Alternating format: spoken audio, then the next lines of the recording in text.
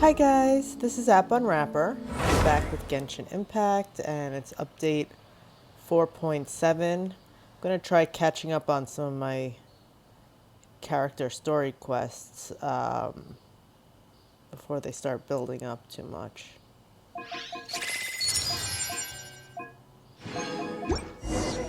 Oh. Okay, that's no big deal. I'll do that.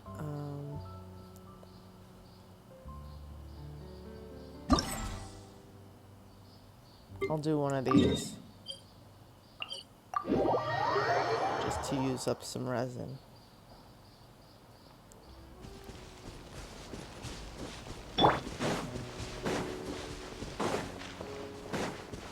Go away, bird. I don't want to hurt you. Stabilize! Right here. Emerge. Right here. Laid bare!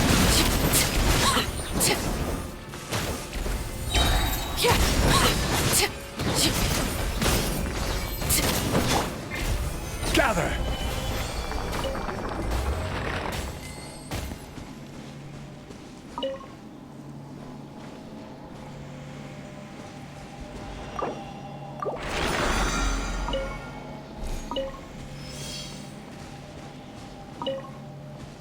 Okay, let's go do...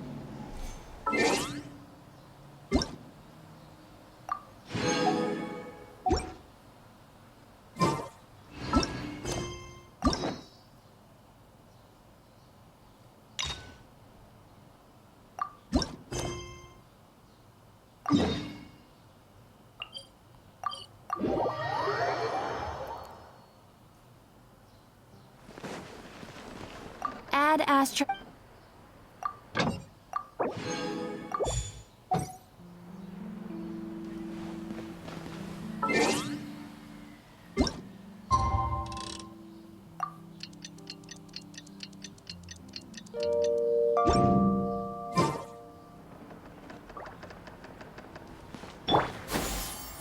Huh? Do you also see Navia and Clorinde over there? They look like they might have run into some kind of trouble. Let's go check out what's going on.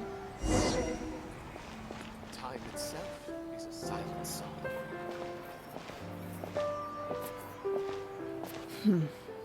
Still no dice? Not at all. And I've asked pretty much everyone in the court of Fontaine already. Lynette's ears drooped as soon as she heard that we'd have to be out and about for days on end. And Fremine, he hid himself under his helmet as soon as he realized there'd be people around that he didn't know. What about Chiori and Charlotte? I feel like both of them would be more than up to it. I've asked them already, but they're both pretty busy right now. I just gave the members of the Spina a few days off, too, so I don't want to bother them either. This is getting pretty difficult. Navia, Clorinde, what's up? Oh my. Well, if it isn't my dear partners. How are you all doing? Huh. Navia? Huh? Oh, you mean... Yep, this is our chance. Do you need our help with something? Oh, precisely. My dear partners, we've got a huge problem right now that only you can solve. Whoa, for real? Absolutely. We've already exhausted all our other options. Traveler, Paimon, would you join us and play Marechaussee Hunter Judgment Day? Marechaussee what now?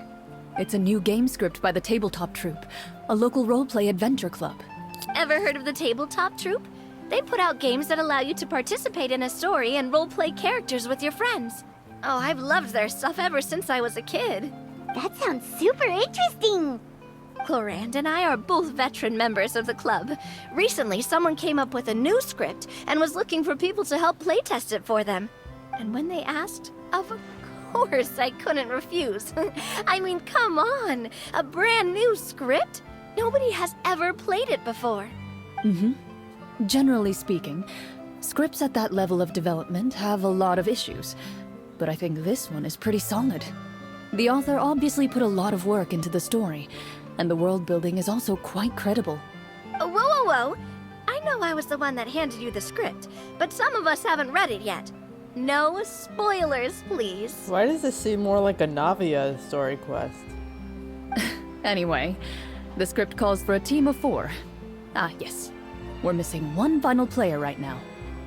So, you're saying you'll help us out? Ugh, I knew I could count on you, partner. Paimon and the Traveler are kind of a package deal. Is that okay? That's not a problem. I'll adjust the pace based on the actual number of players and ensure that everyone has a good time. Well, Traveler, what do you think? Wanna play? Paimon will follow your lead. Well, that solves our problem. You have our thanks. Woohoo! I'll go grab the script manager from the club right away. The script manager? Didn't you just say that you gave Clorinde the script? The club introduced a completely new kind of gameplay for the script. In this iteration, the Game Master's version of the script is incomplete. The script manager provides the next part of the script only after players have completed the current list of objectives. On top of that, in order to increase player immersion, the club has created some of the story's sets and scenes in real life. We'll only know where we should go once the script manager reveals the starting location. Wow, you're right. Whoever wrote this script really did put in a lot of work. And it's got a real healthy amount of suspense, right? I mean, even the GM doesn't know how the story will end. I look forward to experiencing it with you all. Why don't you go meet up with the others first? They should all be waiting at Chioria Boutique. I'll come over with the script manager as soon as I find them. Sounds good. Remember to always watch where you're going, and don't rush. Oh, you say that like I'm 6 years old or something. Let me think. What kind of character should I play this time? I just hope you'll pick up some useful skills this time. Oh, and stop trying to persuade every animal you come across.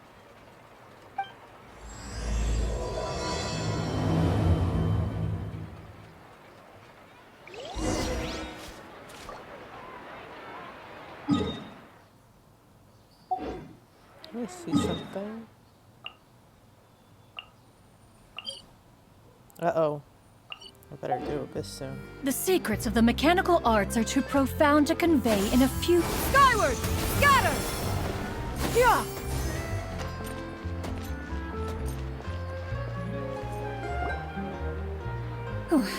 Sorry to keep you waiting. Aww. Ah, you're back! Huh? And you've got the Traveler and Paimon with you, too! What a pleasant surprise. I assume you'll be joining us for the game then? Linny, Farina! Paimon didn't know you were playing too. Are you also members of the tabletop troupe? I'm more of a casual member, if anything. I haven't taken part in many formal club activities. Lynette Fremine and I play something similar at the Hotel Bouffe Tété sometimes, but I'm usually the GM. Still, I'm sure it'll be fun being a player for the first time. I'm looking forward to it. Well, I'm not a member of the club at all. Clorinde simply woke me up first thing this morning, said there was a good script worth experiencing, and asked if I wanted in. If you're interested, I can give you a referral. That should give you a 40% discount on membership fees. I think I'll wait to see how this experience plays out first, especially when it comes to the quality of the script. If it's sufficiently fun, then I'll join. Do you participate in a lot of tabletop troupe activities, Clorinde? You could say that. She's actually one of the few senior game masters of the troupe. Ah, right. I knew about that even when she was still my subordinate. It's nothing. Really, just a small hobby of mine. Wow. Paimon's so used to seeing you be all upstanding and intimidating as the champion duelist. It's kind of hard to imagine you role-playing with a bunch of friends. Surely you jest. I would never intentionally make things difficult for my players. I maintain a clear boundary between my professional and personal lives. The me you see at court represents the law and order of Fontaine. I put all personal feelings to the side and grant a fair duel to all who seek to defend their honor. But in my personal life, I'm just an ordinary person. Someone who feels anger and sadness, just like everyone else. Well, you say that, but for all the time I've known you, I don't think I've ever seen you cry. I've seen you get angry, sure, but Now I'm wondering whether you were actually mad or if it just looked that way from the outside. I was probably in work mode during those times. Is that so? Well, in any case, I just feel like even in your personal life, you don't get emotional very often. So you want to see me cry? That might be a little difficult. A show of anger, though, that might be something I could accomplish. No, that's not what I meant.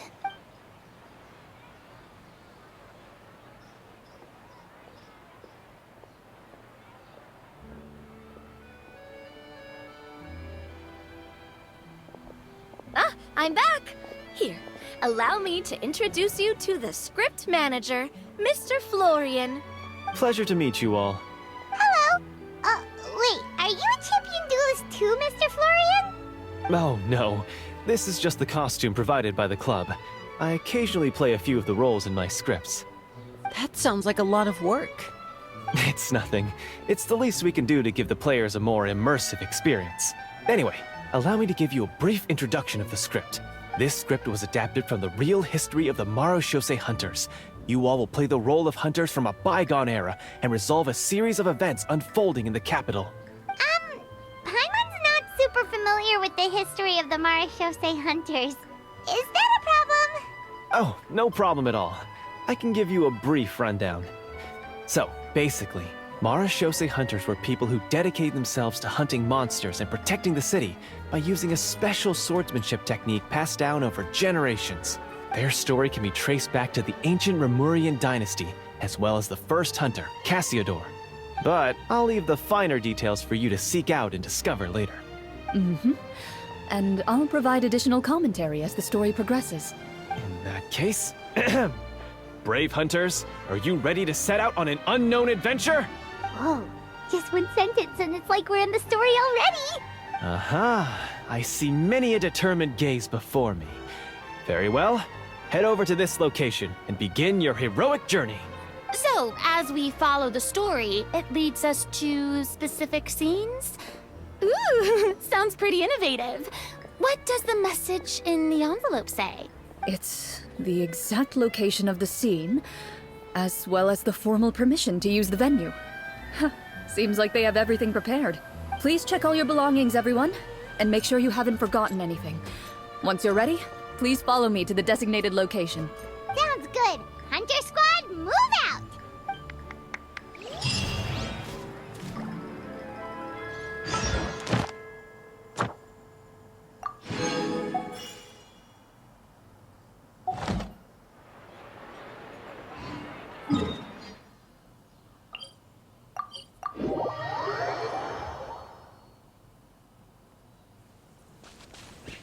And I missed the hydro crystal fly.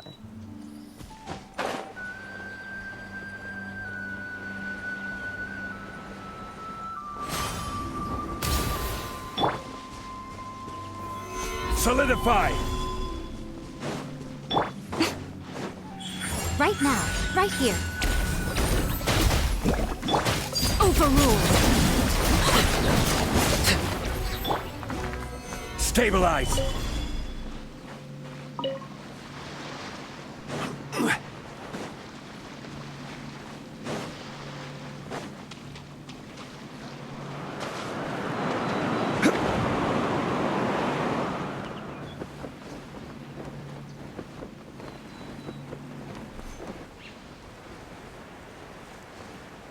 Oh.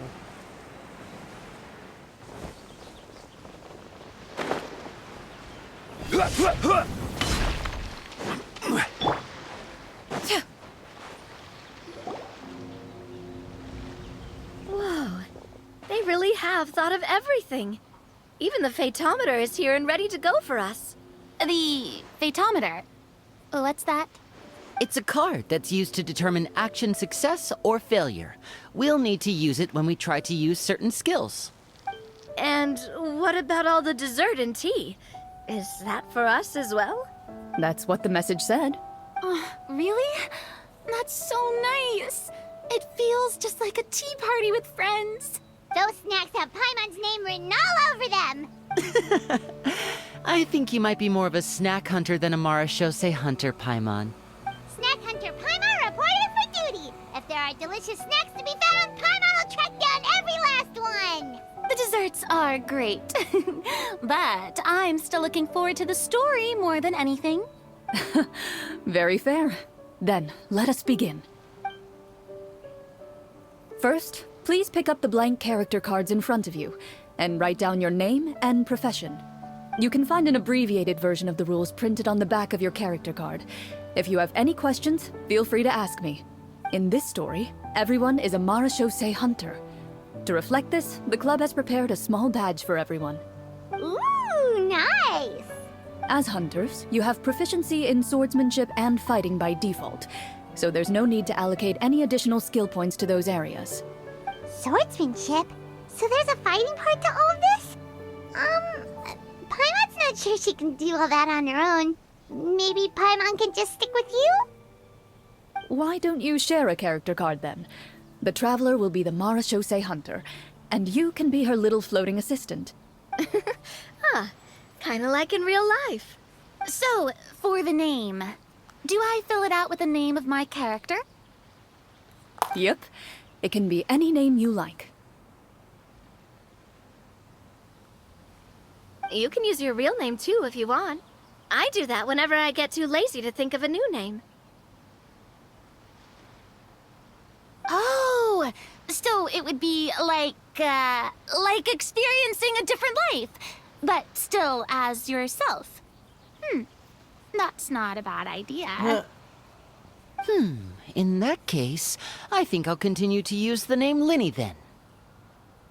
Next up is the skill sheet. You have a limited amount of skill points that you can use to learn a number of skills. The more points you invest in a particular skill, the easier it will be to pass associated checks. I'll take persuasion and investigation. Those are must-haves when it comes to missions like these. Oh, those skills sound like they'd be useful for gathering intelligence.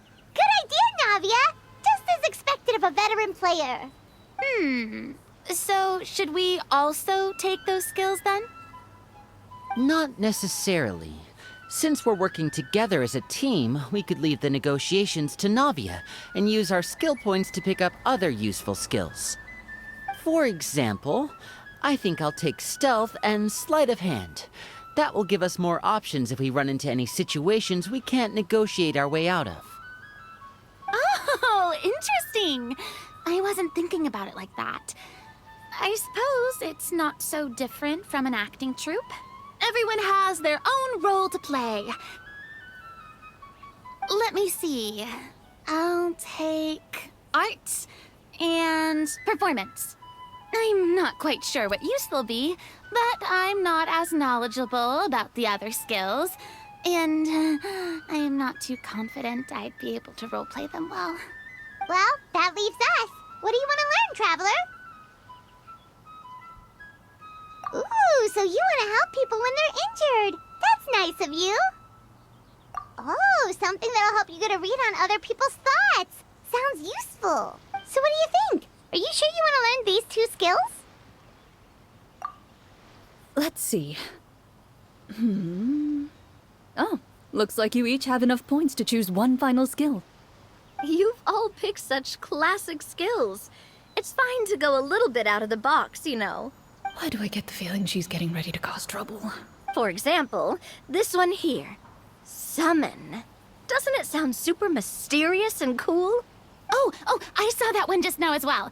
The description says, this skill can be used under certain circumstances to summon characters or creatures that fit the script's world-building rules. The script's world-building rules, huh? But how are we supposed to know what a Marashose hunter can summon? Oh, that's not for us to worry about, my friend. Just learn the skills that interest you, and the GM will take care of the rest. All right, you've convinced Paimon. Let's learn summon then. Paimon can't wait to see what kind of thing shows up. Well, now that everyone's more or less finished creating their characters, we can begin. Since two of our players are doing this for the first time, though, let me ask, Would you like to play on easy mode or authentic mode? What's the difference between the two? Well, in role-playing games, the story sometimes changes based on the decisions of the players and the results of the Fatometer. For example, if you fail a check, that means you cannot use the target skill in that scenario. A critical failure may even result in further negative consequences. If you choose to play in authentic mode, every time you elect to use a skill, you'll need to use the Fatometer to see whether you succeed or fail, and face any consequences that may follow. If you choose easy mode instead, every check will be successful by default, and you won't have to worry about luck playing a factor.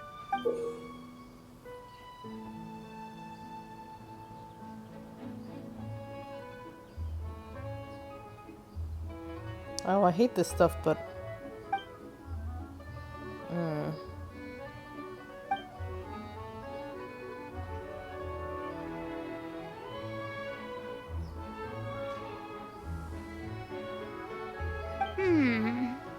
Given that I'd like to focus on the story, I suppose I should pick easy mode.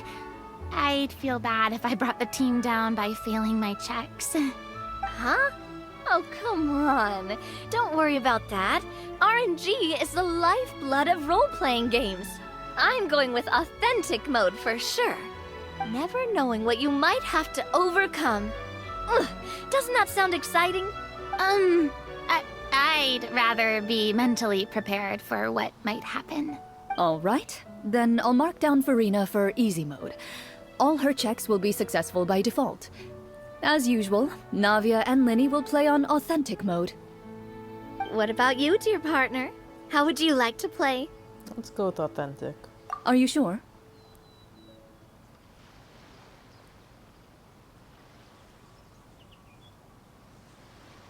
Take your time. There's no rush. You know what? I hate that stuff, so let me go with easy mode. Are you sure? No need to worry about the pesky Fatometer. Pretty good choice if you just want to relax and play the game. Honestly, I don't think Clorinde would make things too difficult for us, no matter what the Fatometer says. Isn't that right, Clorinde?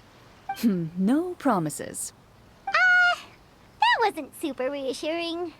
Well, anyway, enough talk. Let's get started. I want to experience at least a good chunk of the story today. Speaking of the story, why is the beginning scene on a beach? Well, that's because a long time ago, back when human civilization was still in its infancy, powerful demons and evil sorcerers ruled over the land. They created a host of monsters and sent them to slaughter all humans in existence. Soon, a group of human rebels banded together. With their swords raised, they swore to brave the darkness, and in doing so, subdue each and every monster that sought their destruction. They became known as the Marachose Hunters.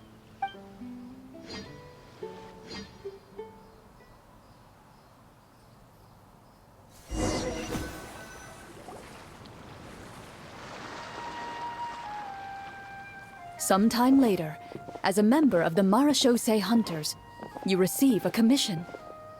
Following the address provided on the message, you take a boat and arrive at this strange city.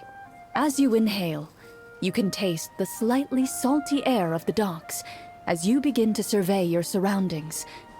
There aren't many people in the vicinity, but you do take note of a few others who, like you, seem to be sizing up this place. Your eyes meet, and you realize these people are fellow Marachose hunters, likely led to this location after receiving the same commission as you. You're all Marachose hunters too, right? Allow me to introduce myself. The name's Navia, monster hunter by trade and helpful neighborhood businesswoman on the side. What say you to traveling together? We can help each other out on the road. Okay, count me in. My name is Linny. I've been wandering since I was little and picked up a few less than legal tricks along the way. I was adopted by a Marachose hunter and later chose to follow in his footsteps. Is this where you introduce your character to everyone? It sounds like they've done this dozens of times.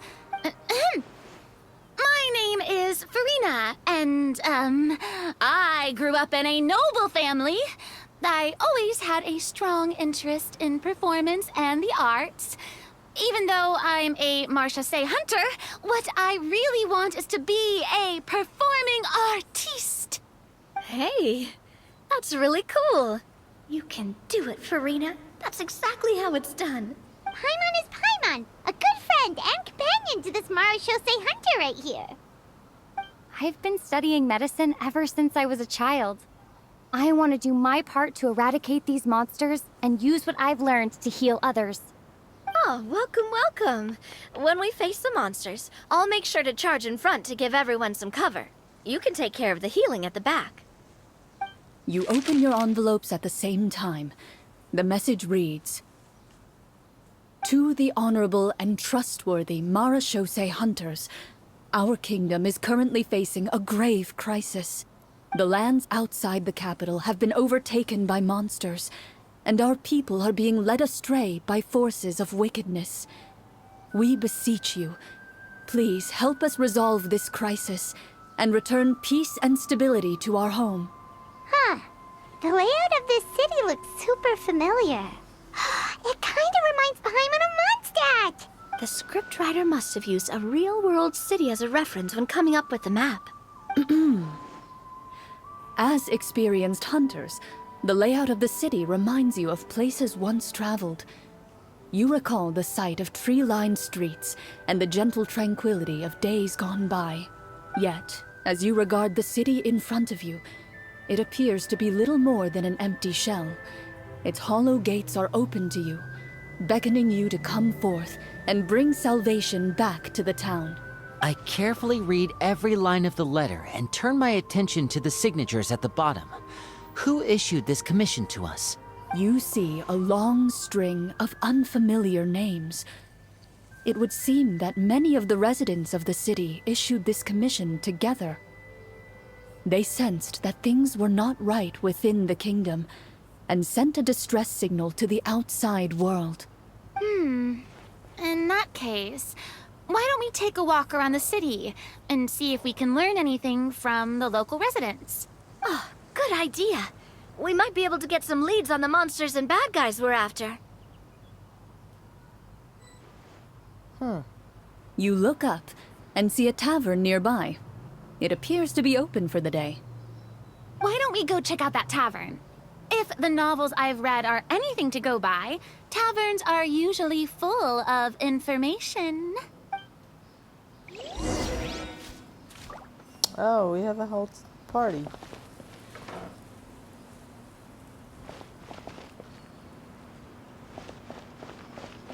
As you approach the tavern, you find a plainly dressed woman standing nearby. She appears to be rather troubled about something.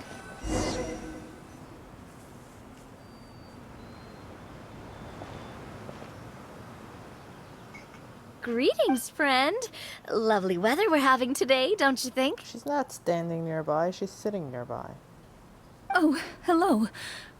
I suppose you're right. The weather today is quite lovely. If only those monsters out there would stop causing trouble. It seems like every character included in the script has a certain amount of useful information to offer. If we keep asking questions, we might be able to get some good leads. Oh, come now. Don't be sad. Life is all about optimism. Oh, that reminds me. What did you have for breakfast this morning? Huh? I don't think that's the kind of question we're supposed to ask. Nothing turns a frown upside down like good food. How about some macarons? I could make you some. You didn't even take cooking as one of your skill proficiencies. That's not necessary, miss. Excuse me for saying this, but you don't really look like a chef. Besides, I'm not really a fan of sweets. So you're someone who barely smiles and doesn't like sweets. You're really starting to remind me of this one friend of mine. Hey! Did she just... Me? Clorinde must have broke character for a second. This isn't getting us anywhere. Traveler, maybe you can think of something.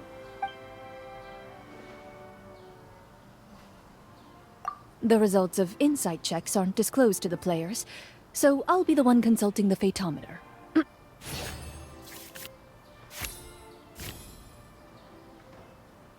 You recall all the lessons you've learned in your time, and begin to carefully observe the woman's mannerisms. You notice that when she's quiet, she has an empty look in her eyes, as if her thoughts have drifted to a place far, far away. And when she speaks, she often subconsciously reaches out to touch the ring on her left hand. So you noticed. That's a little embarrassing. A horde of monsters suddenly appeared near the capital recently, so all the guards were dispatched to fight them. Do you remember when those monsters appeared? I'm not completely sure. All I know is that my husband was dispatched to fight them 3 days ago. Do you know where he was sent? It all happened so fast. When we said our goodbyes, he couldn't even tell me where they were sending him. You have our thanks, friend. We'll find and defeat those monsters as soon as possible. We sincerely hope your husband will be able to return to your side soon. Oh, thank you. Don't worry. We'll find him. Just try to remain optimistic and wait for good news. We don't always get to choose what happens to us. But we do get to choose the little things, like what we eat and how we respond to the things life throws our way. I hope that one day, you too will recognize the power of something as small and inconsequential as a delicious dessert. I'll do my best. You bid farewell to the woman, and continue your journey further into the city.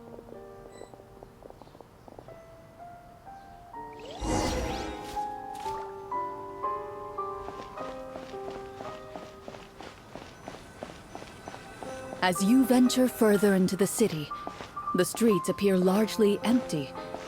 An elderly woman walks past. You see her shake her head as she puts away her wrinkled wallet.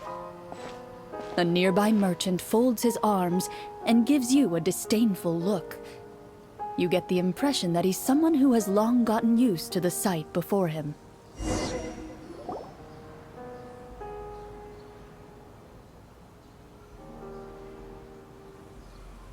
Although he doesn't seem very friendly, merchants are usually a good source of information, right?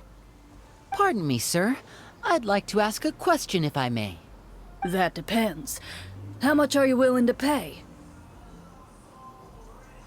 How about this much? What do you take me for? Some lowly beggar? You can't even buy half an onion with that amount.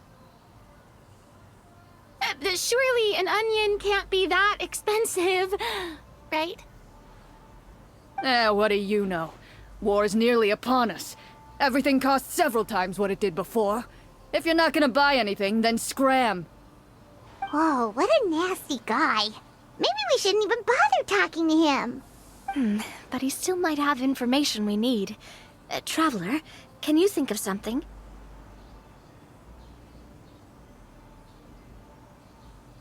Sir, we came to this city to solve the very problem you seem to be referring to. The war you mentioned, would it happen to be against the monsters outside the city?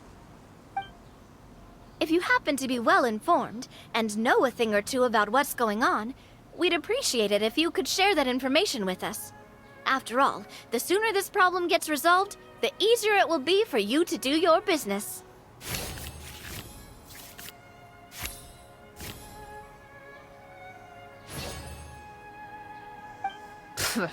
Well, things are basically as you said, young lady. Those monsters are camped outside the city, and they've been destroying all our trade routes.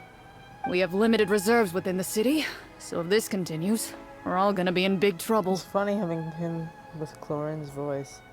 Wait, you're saying no one has put a plan in place to distribute supplies or maintain order? We could all starve, and those nobles in the palace wouldn't even break a sweat. Who knows? Maybe they've been in cahoots with the monsters all along. That is concerning. All right. That's all the information you need, right? Off with you now. I've still got business to do. You know, if you smiled a little more, you'd definitely get more business. And I bet that would make your life just a little bit sweeter. I'm not saying it's guaranteed to work. It's just a tip.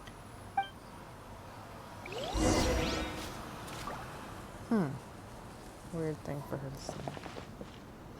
Should we try to go somewhere with more people? Oh, how about the city square? Follow me.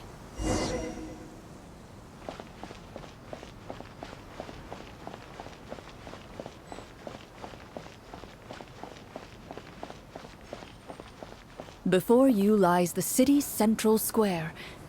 You see a man with a slightly anxious look on his face, pacing back and forth, his head hanging low. He doesn't seem to notice your approach. Still immersed in his own thoughts, he shakes his head and lets out a long sigh. This guy seems promising enough. Maybe I can get some information out of him. Hello, sir. Is there anything I can do to help you? Wait, you're... I'm... Oh, dear goodness! You're a Marashose hunter! You recognize us? Ah, are you one of the people who wrote the commission letter? Yes! Oh, I didn't expect you to actually come! Oh, what great news! The city is saved! What happened here? Alas, we once lived comfortable, carefree lives. This city used to be free of monsters. The first Marashose hunter, Casiodor, the Golden Hunter, he was the one who drove them back. However, monsters have once again surrounded the city. Perhaps the seal that kept them at bay has lost its power. Or perhaps an evil sorcerer has been meddling in our affairs. All I know for sure is that their return has stripped the city of any chance at peace. Are there not enough soldiers to drive them out? It's not a question of numbers. The guards simply have no idea how to deal with them. Most people my age have never even seen one of the monsters, much less been trained to fight against them. What's worse, many of us don't even know the history of the Marashose hunters anymore.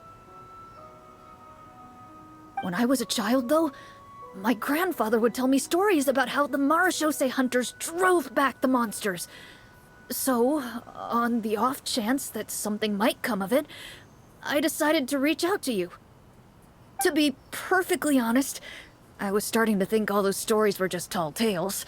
But now that I've seen you in person, I finally know that it was true! Well, you can rest easy, friend. The righteous and formidable Marashose hunters are on the case. The man is touched by your determination and resolve. His eyes begin to well with tears of relief. Still, if we are going to hunt the monsters, we need to know where to find them. Can you give us any leads? All I know is that the area outside the city is dangerous. I'm afraid I can't point you toward a specific location. Oh, although, if you leave the capital through the main gate and follow the road, you should run into a group of guards. They might know more about where to find the monsters. I see. We'll go look for them then. All right. Be careful. Oh, and one last thing. The monsters outside the city are just part of the problem. There are evil sorcerers inside the city as well, so be on your guard. They're actively working with the monsters, and have corrupted the court ministers with malicious magic. They're the reason why, even inside the city, everything has been a giant mess. Even one of our kindest ministers has turned into a boorish and unreasonable figure, interested in nothing but enacting laws that exploit the people. Who knows how much longer we'll be able to go on like this. Talk about being stuck between a rock and a hard place. I feel bad for him. Maybe we should try to cheer him up? Huh? Like, now? Is this really the right time? I appreciate your kindness, But for now, it's more important to focus on the crisis at hand. Brave hunters, I leave the future of this kingdom to you.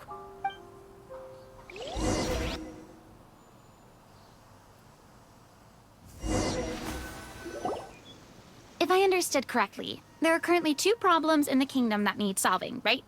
Exactly. We need to defeat the monsters outside the city and take down the evil sorcerer stirring up trouble from within. But which problem should we tackle first? Well, this seems like a good moment for a break. Take some time and discuss what you want to do. Let me know when you've made your decision. I really didn't expect the people in the city to keep us at arm's length like that. I totally thought the hunters would be treated like heroes. Well, Clorinde said the script took cues from the real history of Fontaine, right? Maybe the real-life Marachose hunters were also treated like that. I wouldn't say it's a perfect representation of history, but there are definitely some similarities. Would you like to hear more about it? Sure. As long as it doesn't spoil anything in the script. You brought up bits and pieces of the hunter's history before, but it was all in passing. Paimon wants to know too. The hunters were super powerful, right? Were they all from a special line of supernatural beings or something? Kind of like the yokai in Inazuma? No. All Marachose hunters were ordinary mortal fighters. The only thing that set them apart were the special sword techniques passed down over the centuries. Huh? So you mean anyone could become a Marachose hunter? In theory, yes. All you would need to do is survive the rigorous training and master the swordsmanship techniques required to fight the monsters. Still, most people dropped out at the early stages, and others called it quits the minute they saw a monster in person. To become a hunter, you must be strong in both body and mind. What kind of monsters did the hunters fight exactly? Oh, and the evil sorcerer the script mentions. Did they exist in real life too? The land of Fontaine once played host to an ancient dynasty known as Remuria. After that dynasty fell, monsters began to appear, intent on obstructing humans from establishing a new social order. One of the ancient sorcerers of Remuria used his power to assemble a formidable army of golems. He sought to use that force to establish himself as king. Now wait a second. Don't tell me that guy was the inspiration for the evil sorcerer in the script. We still haven't found any in-game information on him yet. So, why don't you talk about someone else for now? Well, I wasn't planning on going into anything you might be able to find out in the game. But if you want me to talk about something else, then... How about Casiodor, the Golden Hunter? Or Egeria, the ex-Hydro Archon? Wait, but those people are all from a super long time ago. Where did you learn all this, Clorinde? From my master. By master, you mean Miss Petronia? Is someone you know? Absolutely. Miss Petronia and my father were good friends. Back in the day, she would often bring Clorinde over to play, but then... Let's not get off topic. Anyway, back to what I was saying. Responding to Egeria's call, a number of warriors followed Casiodor into battle against the monsters. This group of warriors, under Casiodor's leadership, became known as the Marachose Hunters. Yet, as Fontaine entered an era of peace, their work gradually became obsolete. The Marachose Phantom, originally an association made up of hunters, eventually came to be predominantly comprised of Melusines.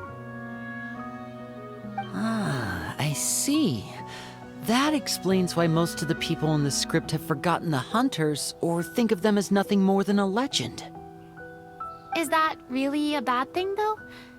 It can get tough always being the one shouldering everyone's expectations. Depends on who you ask, I suppose. If the name of the organization no longer commands respect, investigative work is bound to suffer. Speaking of investigations, which problem should we tackle first? Monsters or evil sorcerer? I vote monsters. That's the main duty of the hunters, right? We can come back to the sorcerer later. Well said, Miss Farina. Plus, if the sorcerers really are the masterminds behind this whole thing, defeating the monsters could give us some clues on their intentions as well. What about you, partner? What do you think? It's decided then. All right. After some discussion, you decide to turn around and head out of the city.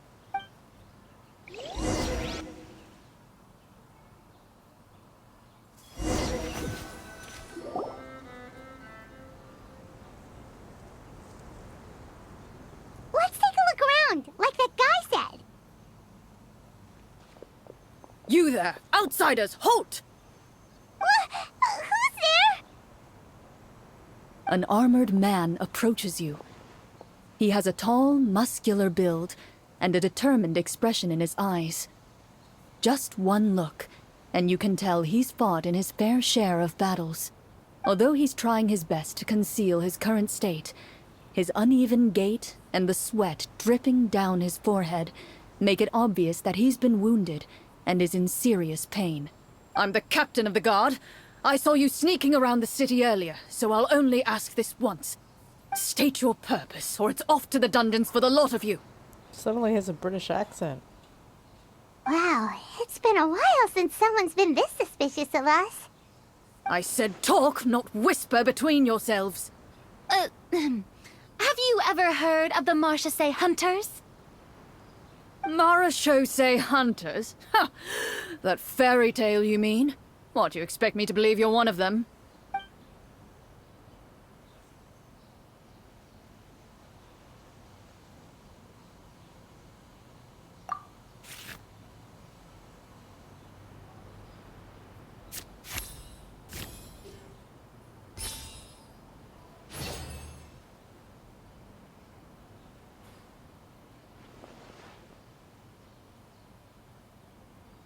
Using your knowledge of medicine, you're able to deduce that the injury on his calf was a monster's doing, and the wound has already begun to fester.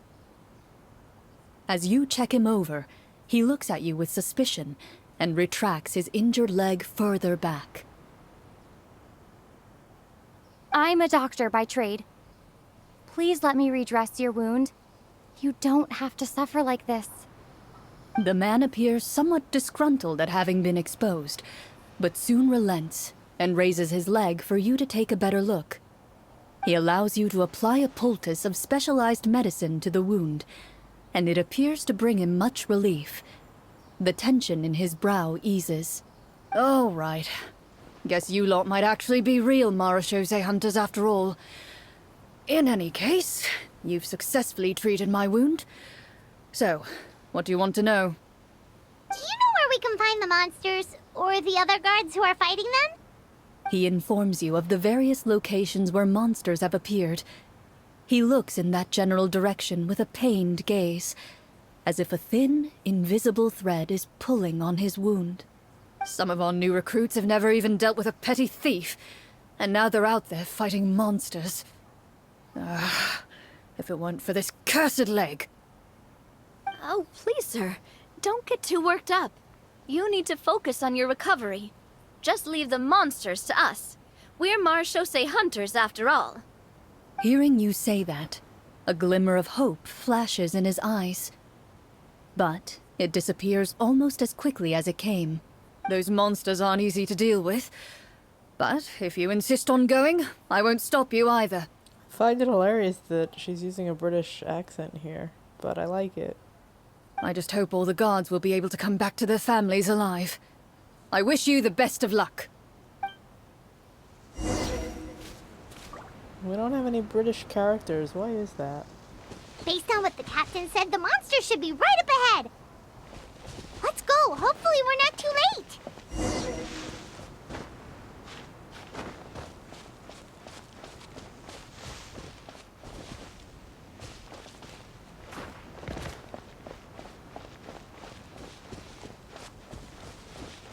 As you approach the battlefield, you see numerous people lying by the side of the road. They appear to be dressed like guards. Their faces are filled with desperation and terror. Some are screaming and cursing in vain, as if still trying to banish the monstrosities they saw from their minds.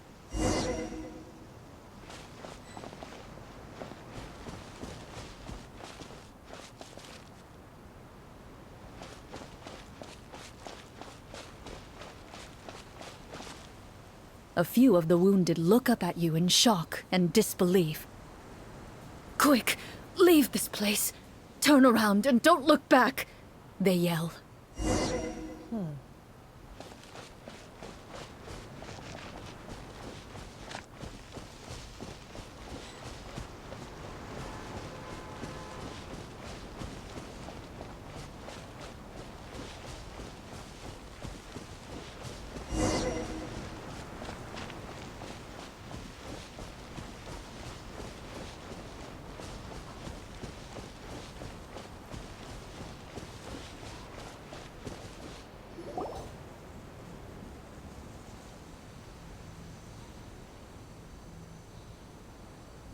This is the place he mentioned, right?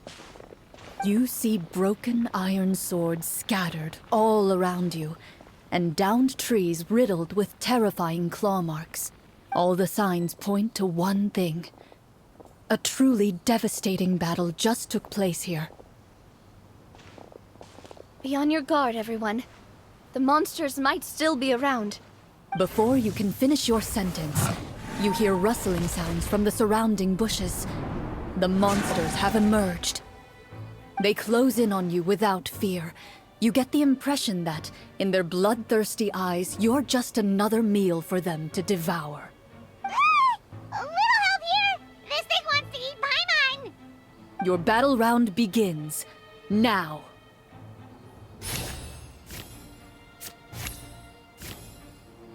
What?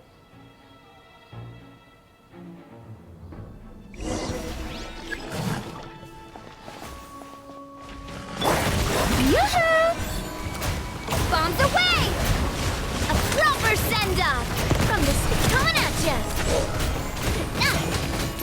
The next battle round begins now.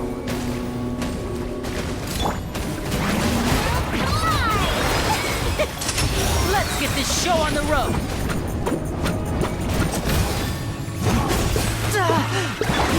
How dare you!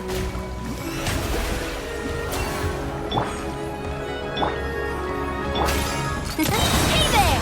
Attack! Hey there! The monsters let out a terrifying roar of anger and resentment before dissipating into thin air. Oh, thank goodness it's over. We're lucky the Marashose Hunter class came with all those preset skill points.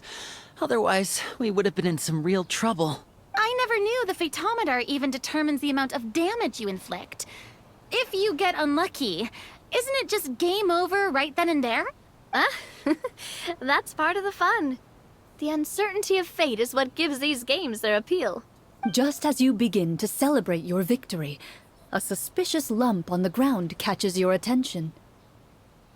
A suspicious lump. Wait, could it be the thing that appears after every battle? I walk up to it, crouch down, and begin to carefully examine it. I've still got my right glove on, so it should be fine for me to touch it, right? As you investigate the mound, you discover that the exposed portion appears to be made of wood. It was previously obscured by the large form of the monsters. With the monsters gone, the small protrusion now awaits your discovery, poking out of the ground like a shy flower bud. Whoa, it's a treasure chest!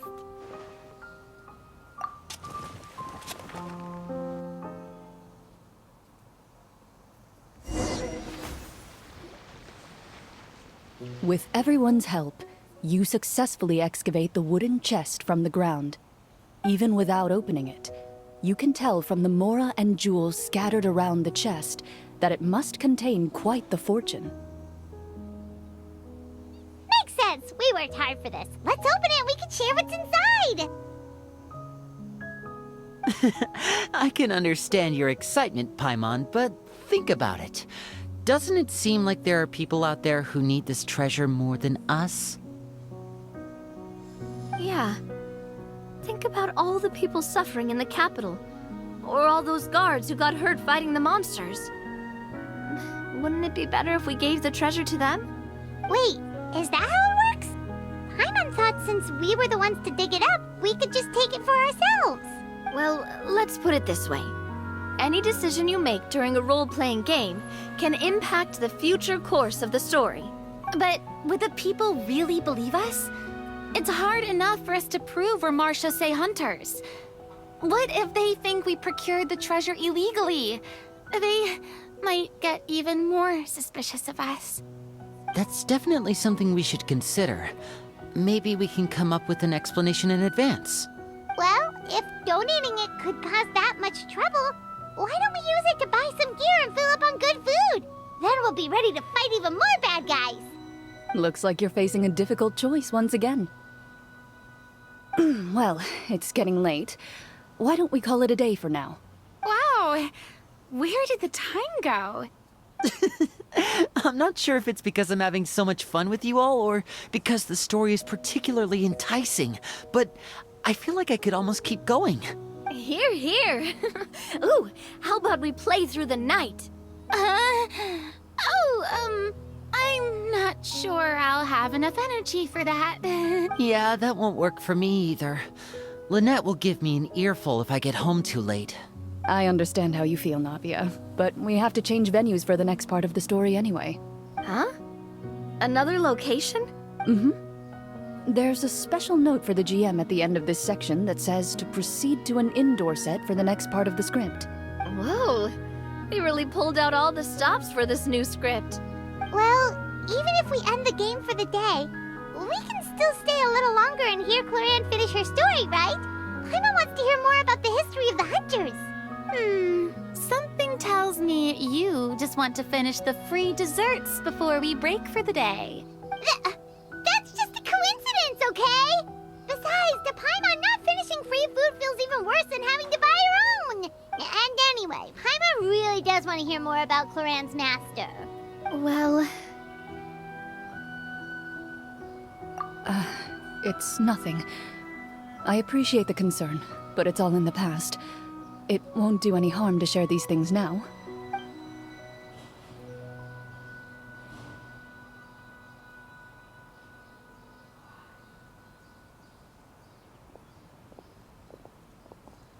My earliest memories are of living with Master. According to her, she saved me from certain people of ill repute. My birth parents had left me behind some time before that. What a heavy beginning for a life story. Master was a fascinating individual, if inexperienced in the ways of raising children. My first ever toy was a short sword, although I suppose it wasn't so much a toy as something Master removed from her waist and handed to a noisy child in need of distraction. Oh, wait, so she handed an actual sword to a child? Isn't that dangerous? Did you hurt yourself? Of course I did. I cut my palm and bled quite a lot. But Master was not concerned. She just stood there and casually lectured me about it. See, that's what you get for not holding the sword properly, she told me. She then crouched down next to me and said, "Give me your hand. I'll teach you to bandage this wound. After that, it's time to learn how to truly hold a blade." Excuse me for asking this, Clorinde, but how old were you exactly when all this happened? Probably around, 3, give or take.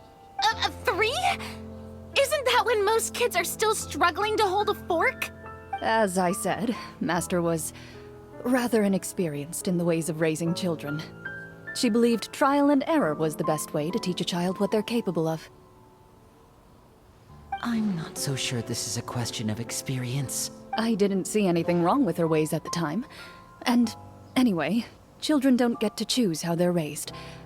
Oh, she did bring me back a pet from Liyue once. It was a Geovishap hatchling. A Geovishap hatchling? For a pet? That seems even more dangerous. What she said was this: make sure to get along, you two. If you really can't agree on something, just settle it with a fight. Whoever loses is the real pet. And how old were you when this happened? 5. Well, did you win? No, I lost. So you're saying you actually became the Geovishap's pet? Yes, but only for a week. By the end of that week, I defeated it in combat. and we've shared a cordial relationship ever since. That really doesn't sound like the kind of childhood someone should have. Later on, I gradually understood that Master most likely didn't know any other way to raise a child. She was a marechaussee hunter, but I never heard her bring up her own parents. Thanks to her, I learned how to navigate the forest by the age of 6, and could hunt monsters in the wild by myself the year after that. Even though the training she subjected me to was strict, she always made sure to take me traveling when she had the time. We met many of her friends during those days. That was also how I met Mr. Callis and his family. I still remember the first time we met. You were too scared to join our picnic and hid behind Ms. Petronia the whole time. I still hadn't really met many children my age at that time, so I didn't know how to interact with others.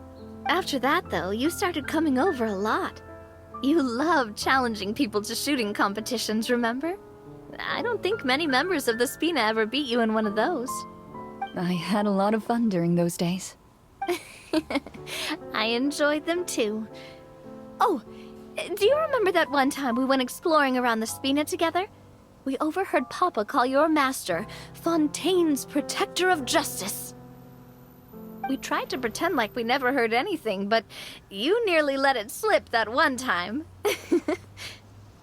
Protector of Justice? Oh, wait, you mean that vigilante hero from 20 years ago? The one who is always active at night? Yep, that would be her. She often would put on a black cloak and go out at night. I never knew where she went or what she was doing. Until, like Navia said, we overheard the truth from Mr. Callis that night. 20 years ago, huh? I still remember the guards leaving all kinds of witness reports about her on Nervalette's desk. My apologies. Oh, there's no need to apologize. You had nothing to do with it. And anyway, everything she did was for a good cause. Although, calling herself the Protector of Order was a bit much. Especially when she deliberately operated outside the law. Huh? When did the Protector of Justice become the Protector of Order? Oh, she had a bunch of code names. I heard she would just come up with a name on the spot whenever she was asked. Later on, she probably got sick of answering those questions and decided to stick to just 2. The Protector of Justice and the Protector of Order. That sounds like her, all right.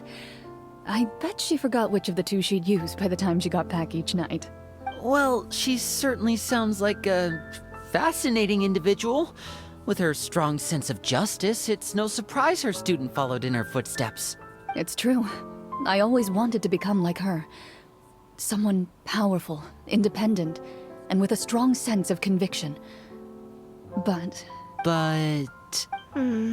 She suddenly disappeared the night I turned 10 years old. Disappeared? What happened? I have no idea. She didn't even leave a note. I was never able to find out where she went. That night, I was celebrating my birthday at Navia's house. But Master never came to pick me up. When I returned home on my own, it was to an empty house. When she still didn't appear after a few days, I went to Mr. Callis's house to ask about her whereabouts.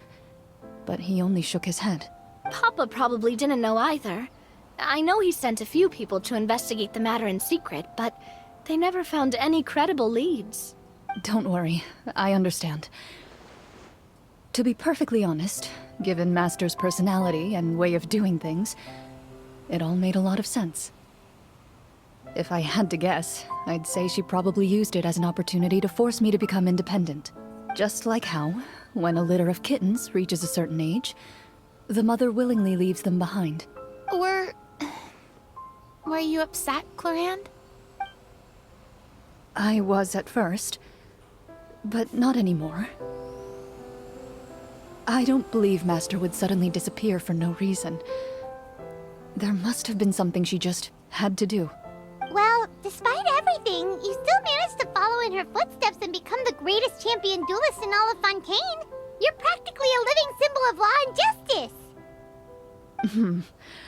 I suspect my position would be far too by the books for her.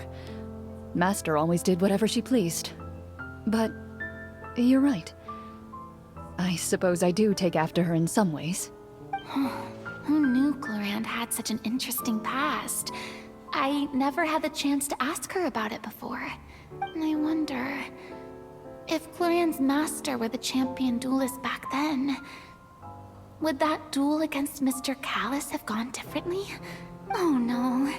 Judging by the atmosphere, Clorinde and Navi are probably thinking something similar. The mood just got super awkward all of a sudden. Well, anyway. Would you look at the time? It's getting dark, so we should probably call it a day for real this time. If we keep talking like this, we really will be here all night. I had a great time today, Miss Clorinde. Thank you for being our GM. Anytime. The script was good, but I've got to say, your childhood stories were even better. Hey, you should tell us more about that fight against the Geo-Bishop sometime. Maybe your master was onto something. You could be right. What does she mean, onto something?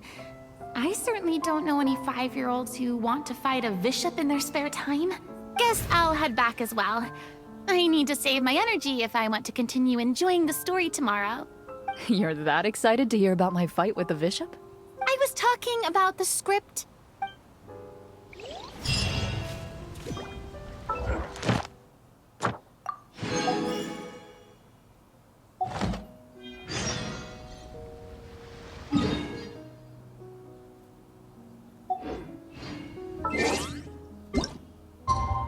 Wait, what am I supposed to do? Morning the next day.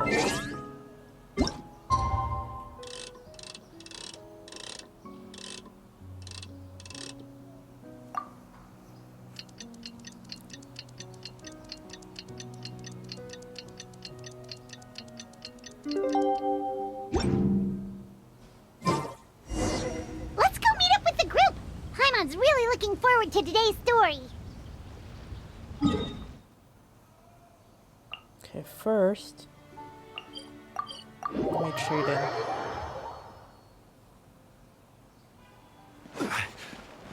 Ad Astra. Thank you for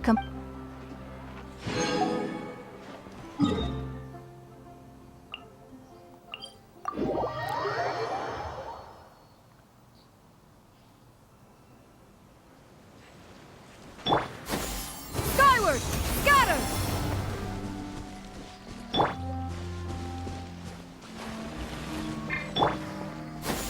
Skyward!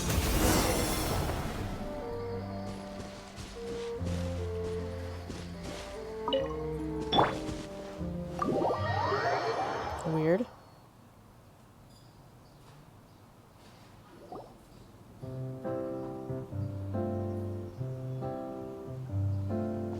Looks like everyone's here.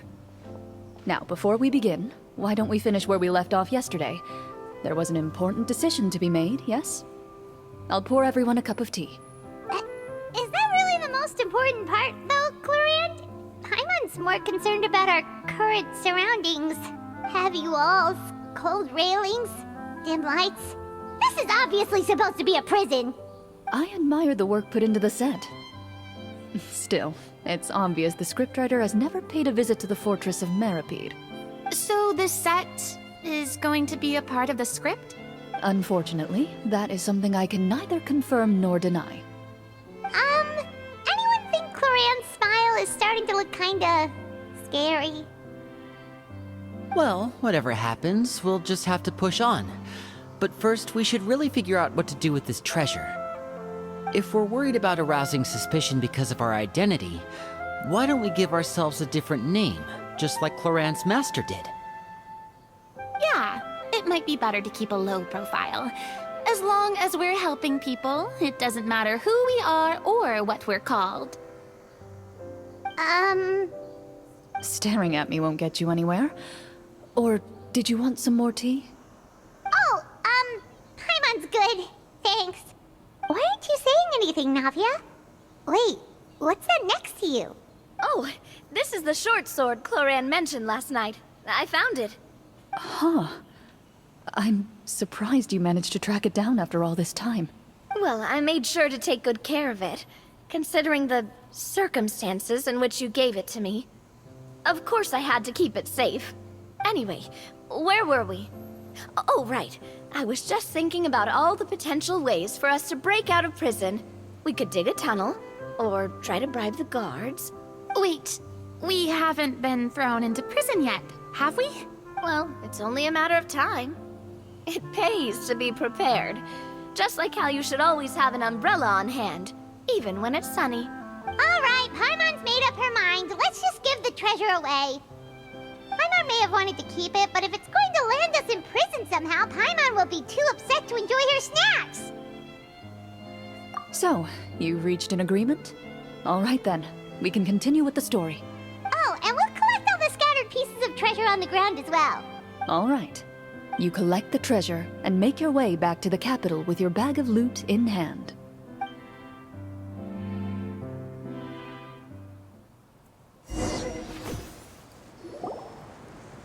The city is still shrouded in a gloomy, oppressive atmosphere, but your spirits are surprisingly high. In places where sunlight struggles to reach, you generously share your wealth with the children, the elderly, and the poor in urgent need of help. Thank you, kind soul.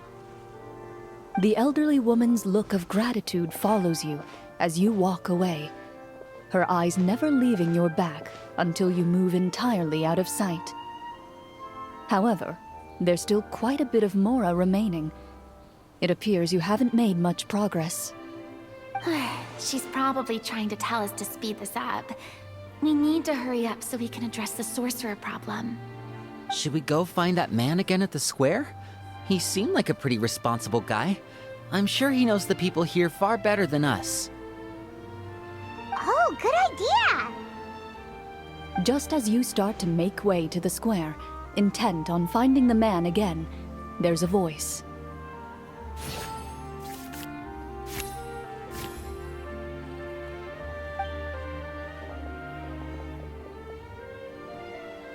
Please wait, distinguished guests. This again? Several strange guards suddenly call out to you. They run forward to meet you and proceed to politely pay their respects. Greetings, gentlemen. Are we being invited for afternoon tea? Surely you jest, my lady.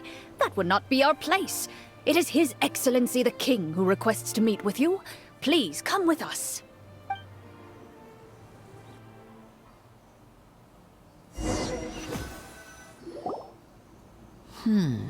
Do you think this could be a trap? Well, we have to investigate the court at some point, right? Meeting the king himself would be a fantastic opportunity to do that. I say we go for it. If something happens, we'll just turn the whole place upside down. That sounds a little intense. After a quick discussion, you nod to the guards and agree to follow. They lead you all the way to the audience hall of the palace. Gilded tables line both sides of the hall. The space itself is adorned with all manner of expensive antiques, glass shelves, and silver candlesticks. The items appear quite ordinary in size and dimension, yet their presence somehow makes the emptiness of the hall feel even more surreal and ominous. Wow, it's so luxurious!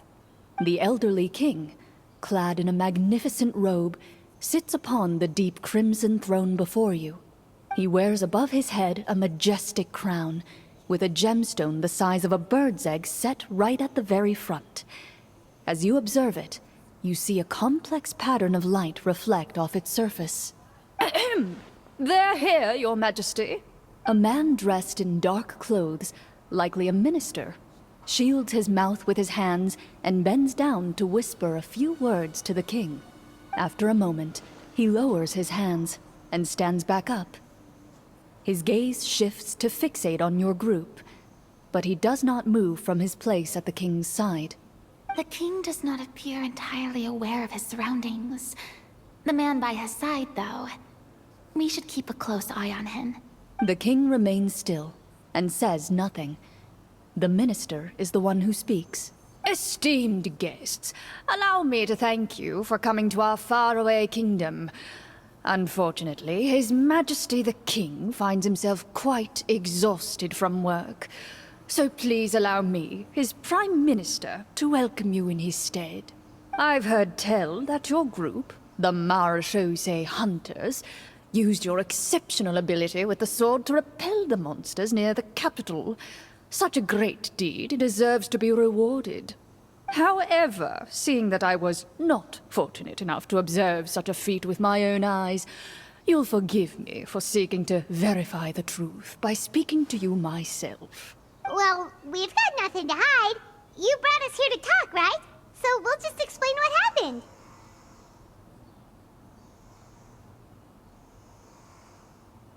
The golem's blades were so powerful, they could cut down trees in a single swipe. It took a lot of effort to defeat them, even for trained swordsmen like us. Well, that was enough details, right? Believe us now? Your account does indeed match those of the survivors. Since you were the ones who defeated the monsters, that must mean you are also in possession of the treasure they stole? Well, we did take the treasure, but... How did he know about the treasure? Then I must ask that you return it at once. It belongs to the kingdom. Wait, but didn't you just say that our great deed deserved a reward? Shouldn't the treasure be considered a part of that? Yes, that was indeed what I said. But you seem to have forgotten a very important distinction. Only that which is freely given by the king can be considered a reward. Taking the rightful wealth of a kingdom without said permission, on the other hand, is a crime. But that's completely unreasonable. Yeah, that makes no sense! If it weren't for us, the treasure would still be buried underground somewhere! Maybe so, yet the fact remains. You tried to dispose of the treasure without reporting it to the court and without receiving permission, yes? What, no answer? Surely you're not insinuating that you, a group of legendary Marechaussee hunters, sought to take the treasure for yourselves? Well, what about the king? Is he just gonna let this guy talk for him the whole time? Clad in his magnificent robe, the king remains seated, with his hands resting on either side of the throne. His posture is rigid and unmoving. He stares forward with an empty look in his eyes, completely unmoved by the events before him. From the look of things, could the Prime Minister be the evil sorcerer? Or could both the King and the Prime Minister have fallen under the evil sorcerer's control? I would like to observe the number of guards stationed in the hall. The guards in the palace appear fully armed, their expressions solemn. Sensing the tense atmosphere in the room, they stand at the ready, each with a hand placed upon the hilt of their sword, as if prepared to draw their weapons and surround you at a moment's notice. Well, there goes my plan to turn the whole place upside down, I guess. It appears we've been visited by nothing more than a group of ill-intentioned imposters. What a pity. Guards, take them away and throw them in the dungeons. Before I decide your fate, however, I must first determine whether you have any accomplices outside the court. Can't we try to slip away? Or maybe start some kind of riot? But if we try to fight the guards right now... Don't worry. At least we figured out who's behind all this. Let's just play it by ear. If you're scared, Paimon, just hold my hand. Aw, thanks, you guys. You allow yourself to be led away by guards surrounding you on both sides. It's only when you begin to feel drops of water falling from the dungeon ceiling and smell the stench of death and decay all around you that you finally realize you've stepped into a completely different world. Stay here, and don't try anything funny. The guards lock the cell door and leave without looking back. Wait, sir! Your voice echoes through the dark hall, but the only response you receive is the sound of water dripping from the ceiling. No! What should we do now? carve out a new path of fate with our own two hands, of course. I draw my weapon. You reach toward your waist, but find nothing there. You now recall that your weapons were confiscated before the guards locked you in the cell. The bag of treasure along with them. What about that knife I hid in my boot? When did you hide it in there? When I was thinking about digging a tunnel. Rejected. You failed to inform the GM of this course of action. Moreover, the guards would have conducted a thorough search before throwing you in prison. And the keys to the cell aren't anywhere to be seen? Correct. You don't even feel a lock hole on the cell door. Oh, well, there goes all our plans. Indeed. Huh? Why are you the one saying indeed? Because that statement holds true for me as well. This is where the script ends. What? But that's a terrible ending! Generally speaking, this should be the point where the scriptwriter gives the players some kind of hint, or gives the GM some kind of code for how to move forward. I mean, maybe they just really wanted us to be immersed in the feeling of being in prison? Like, they'll only show us the way out once we've grown truly and utterly desperate? That is a possibility.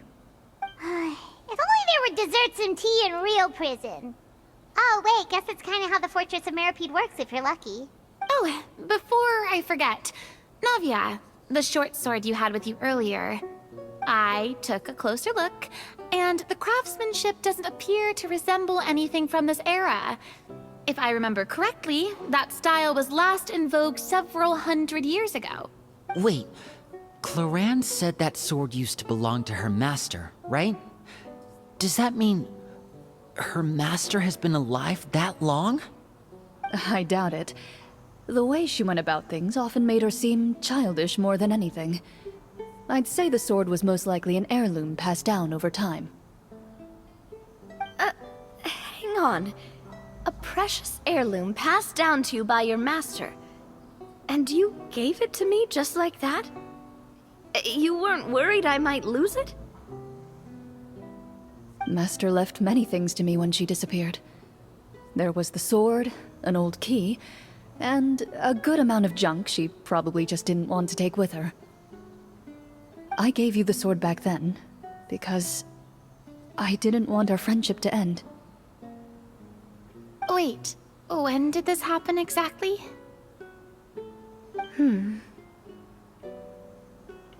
After the duel. Between Mr. Callis and myself. Before that, Clorinde would have meals with us and even stay over at the Spina some days.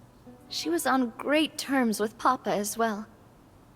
After the duel, though, there was a period of time where we simply didn't know how to face each other. She entrusted this sword to me, and never came back. We were both sad, and conflicted, and totally overthinking everything as a result. Whenever I looked at this sword, I couldn't help but wonder. If Miss Petronia had never introduced us to each other at that picnic, maybe part of the sadness I was feeling could have been avoided. Back then, it felt like I hadn't just lost a father, but a close friend as well. No one can change the past. The most important thing is that you two found your way back to each other and can enjoy things like this together. Yep, you're right. I'm sorry, you two. I didn't mean to bring up any sad memories. Think nothing of it.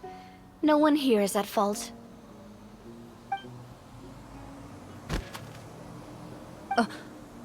Huh?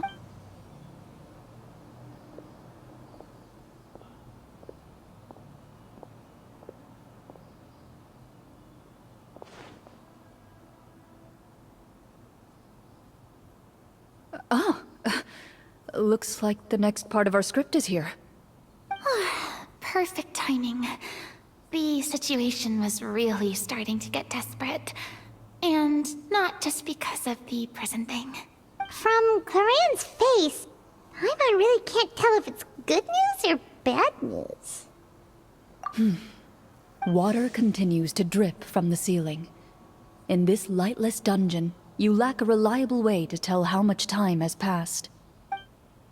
Eventually, you get used to the unpleasant odor of straw, mold, and rust, and find yourselves alternating between fits of drowsiness and despair. Suddenly, you hear footsteps outside the door. Heads up, everyone. Someone's coming. Gather close, everyone, and keep your voice down.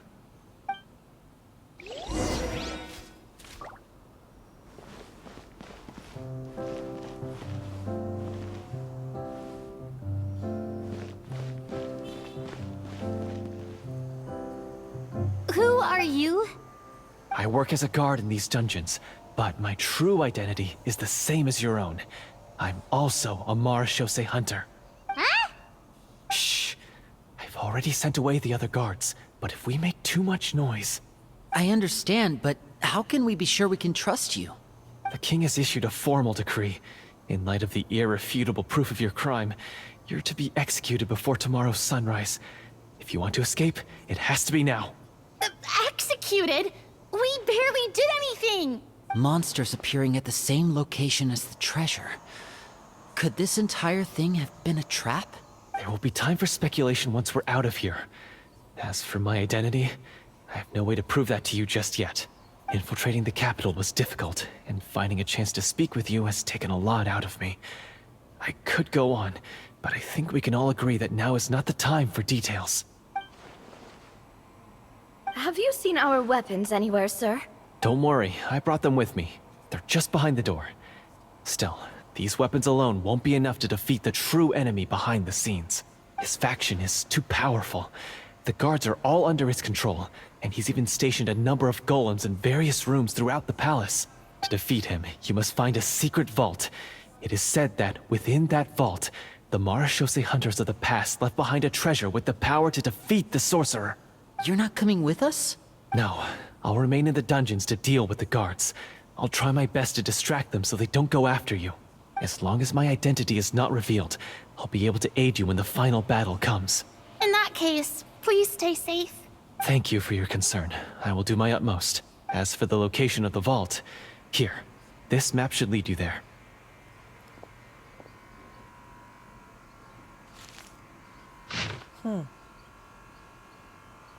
Got it. All right, once I open the door, remember to stick close and refrain from making any noise. I'll lead you out of here as quickly as possible. You now have the chance to restore the honor and legacy of the Marashose hunters. So please, get out there and reclaim what's ours. And be sure to exercise caution. With the help of the guard, you successfully escape the dungeons.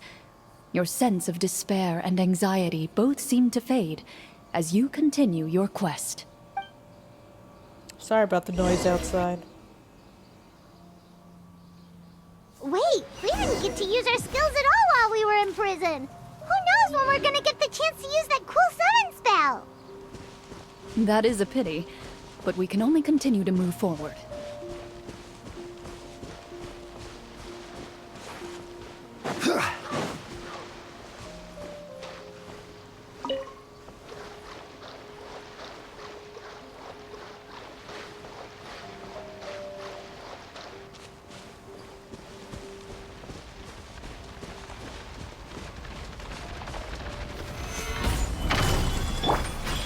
Emerge, right here.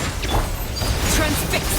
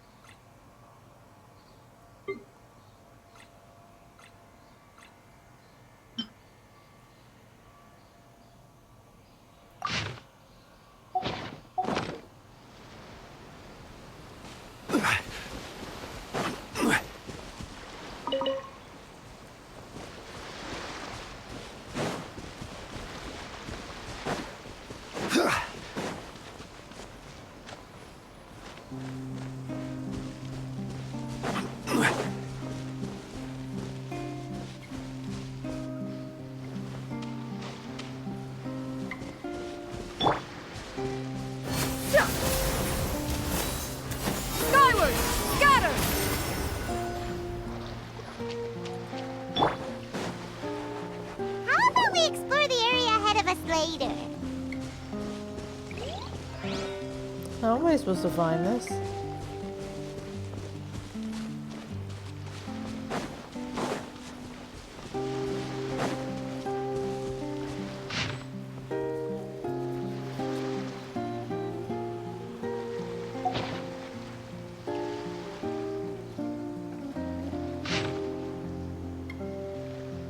Osmanthus wine tastes the same as I remember. I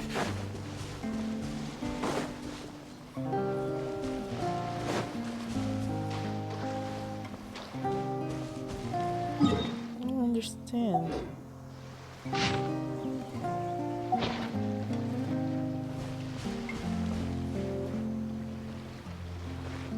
It seems like it should be this flower, so let me...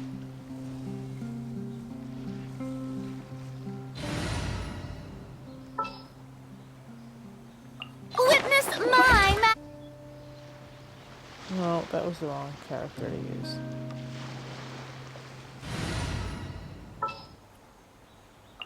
Who's our target this time?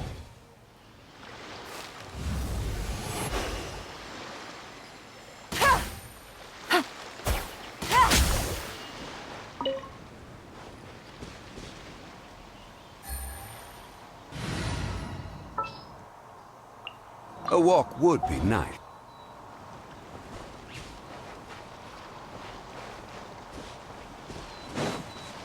Ah, This should be the place marked on the map. This bit of rock certainly looks suspicious. Well, I'd say an investigation's in order then. Plus, if all else fails, we can just blow it up. Wow, you really meant that! Before you lies a serene stretch of open water, its surface shimmering a brilliant shade of sapphire blue.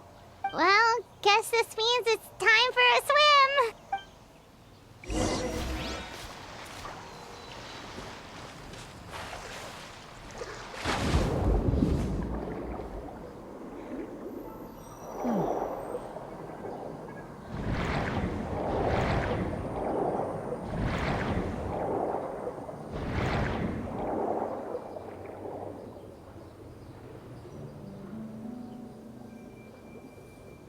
now what?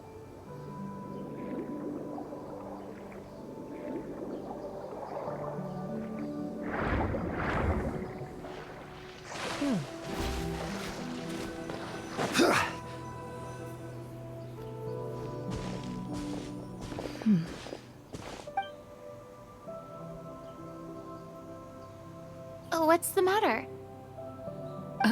It's nothing. As you step into the cave, you find yourself in an eerily quiet space. Before you lies a narrow passageway that appears to trail off endlessly into the distance.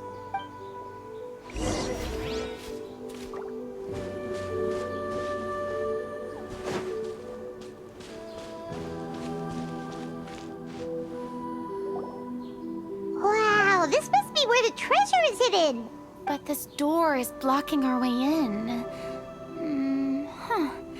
It almost looks like it's been here for quite some time. I've got to hand it to the tabletop troupe. They really went all out with the props. Huh. What have we got down here? A kind of mechanism connected to the door? Ah, it looks like we might have to arrange it into a certain pattern. A pattern on a stone door. That's something Master mentioned before.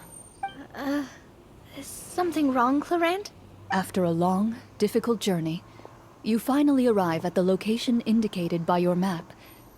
It appears to be an ancient site of some sort, where treasure likely awaits. Your surroundings are exceedingly quiet and serene, as if the secret that slumbers here has never once been disturbed. If you listen closely, you can almost convince yourself you can hear the sound of its calm, gentle breathing.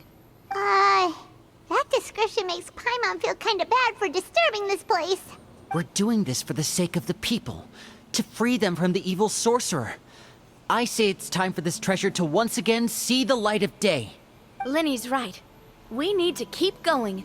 The future of the kingdom depends on it. The next part of the story requires us to solve the puzzle, right? Let's start exploring the area. Yes, that should be fine. Something feels off about all this. Guess I'll just have to improvise.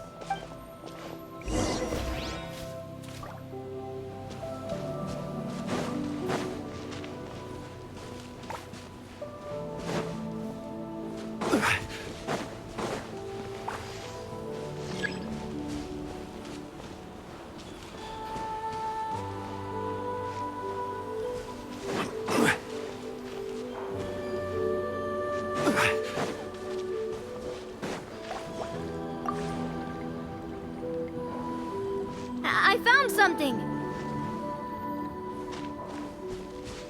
Found something here, too.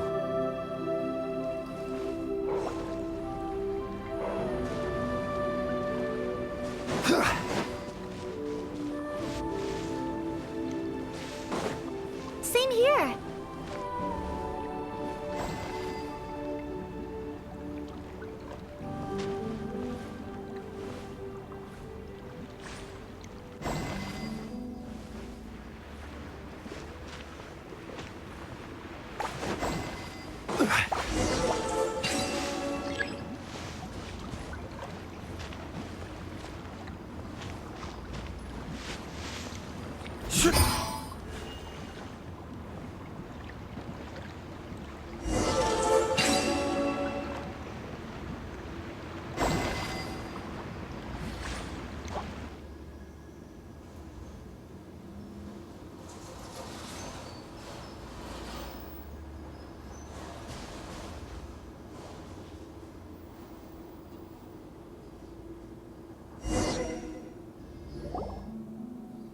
It worked! Something just appeared. Some kind of new mechanism, maybe? By solving the puzzles, you prove yourselves worthy of inheriting the secrets of the past.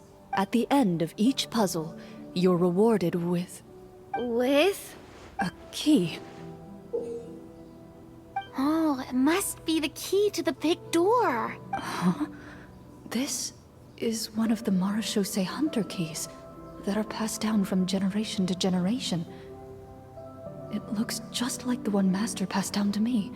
It is said that 4 keys in total are required to form the final, complete key. And it seems like we just collected 3 of them. That must mean... Huh? What's wrong? You hear a few strange noises. Suddenly, all the torches in the ruin go out at once. Huh?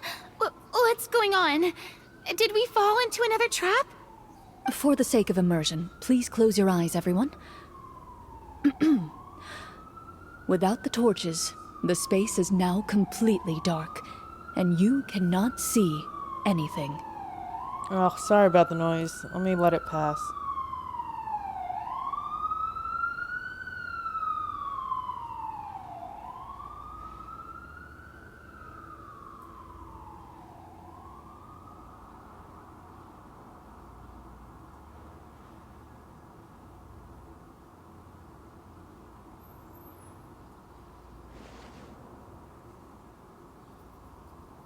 But Paimon can still see a little bit over here.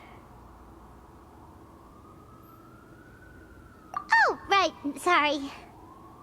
Suddenly, you hear the sound of footsteps pierce through the darkness. There's someone else here? Oh, this is so unsettling. I can't see anything. I've been discovered then. Wait, that voice, it's... You recognize the voice as belonging to the guard who led you to this place. It appears he now covets the treasure for himself, and has come to stake his claim. Oh, so this is just part of the script. Then I can probably relax. Well, if we can't see anything, that means we can't fight to the fullest of our abilities. Should we retreat for now? Judging by the way he's holding his sword, he must be a real Marashose hunter. But this isn't part of the script. Retreat! That's not the hunter way. If it's dark for us, then it's dark for him. We choose to fight. Your choice is noted. Please keep your eyes closed until I tell you the torches have been relit. This battle will be in the dark. You got it! Well then, let us begin. I'm not closing my eyes, sorry. Oh, shoot. I'm fighting. Ready. I'd like to try to hit him with my sword. Your strike is successful. Is he still standing? Could... Is it over? Can we open our eyes now? The enemy is strong and relentless, but the battle is nearing its end. The torches have not been relit. What about now? Final strike. Ha!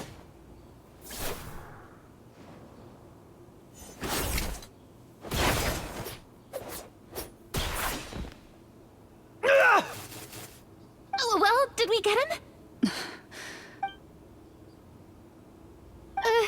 Clorinde? Warm fire flickers across the walls once more. Your vision is now clear. In an impressive display of courage, the four of you successfully defeat the uninvited guest. That look in his eyes. It's like he became an entirely different person as soon as I defeated him. Huh? Mr. Florian? Oh, wait. We're supposed to be role-playing. I should stay in character.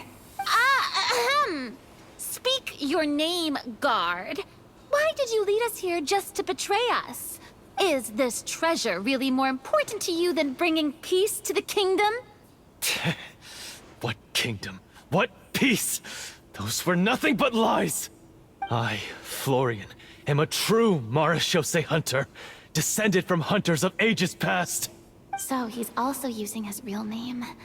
Or, wait, was that the name of his character from the very beginning? Then I'm even more confused. If you truly are a Marashose hunter, shouldn't you want to help us just like you said before? Shouldn't we fight together for the sake of the people? What do you know? In this day and age, there's no glory to be had as a Marashose hunter. What's that supposed to mean? My skills were passed down to me by my father. We lived a life of obscurity in the remote wilderness. Still, he devoted everything he had to being a Marashose hunter. And what did he get in return? A life of poverty and pain. In a world that forgot all about him. When he died, not a single person came to mourn his passing. The Marashose hunters were the ones who saved this city. We're heroes! We deserved more recognition and respect than this! Is he talking about how no one in the capital seems to remember the hunters and their legacy? I didn't expect the script to contain this level of social criticism. So that's why you want to take the treasure for yourself? You feel like you're owed fame and wealth? If you already knew where the treasure was located, why didn't you just come down here and take it? Because I still needed the final key. Only a true Marashose hunter is capable of passing through this final door. As someone who sought to hurt others for his own gain, Florian lost that right long ago. Okay, but what is this treasure anyway? We've got all the keys, right? So can we just go in and take a look? You're sure you want to go in? We've been talking about it for so long, of course we want to see what's inside! And we've already defeated Florian, right? So he won't try to take it from us anymore. Pesky brats. Watch yourself. Then let's open the door together. All right. Your choice of action is confirmed.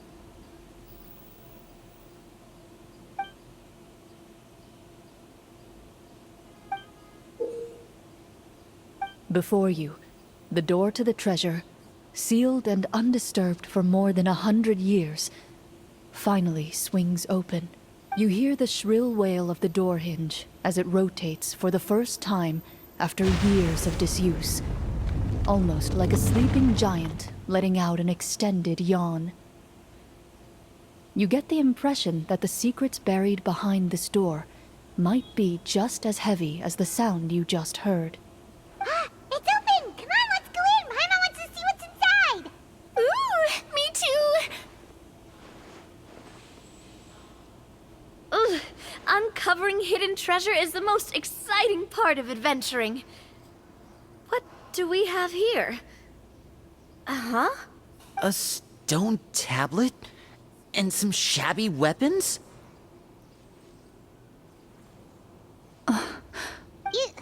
You call this a treasure vault? Looks more like an abandoned warehouse! Maybe the troop ran out of budget at the end? They provided a super immersive experience at the beginning only to drop the ball at the most important part? They could have at least filled this place with cardboard Mora or something! Wait, I get it now. Paimon, this is the real Marashose Hunter treasure. Huh? This is it? The Marashose Hunter treasure is just a stone slab and some broken swords? I can't believe it. I refuse to believe it!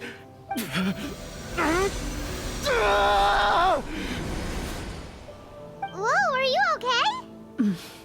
The Marashose Hunter before you appears to suffer a serious mental breakdown.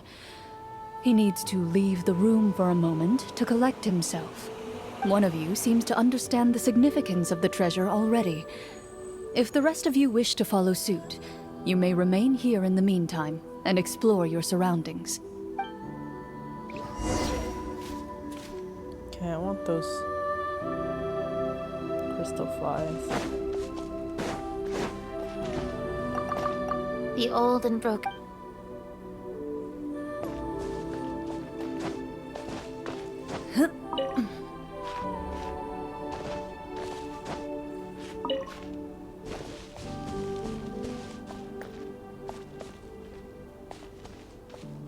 The old and broken weapons. The names on the tablet.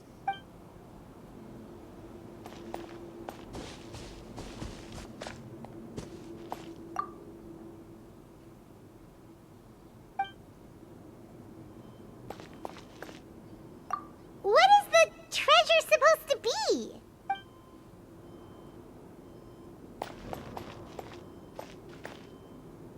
Walter.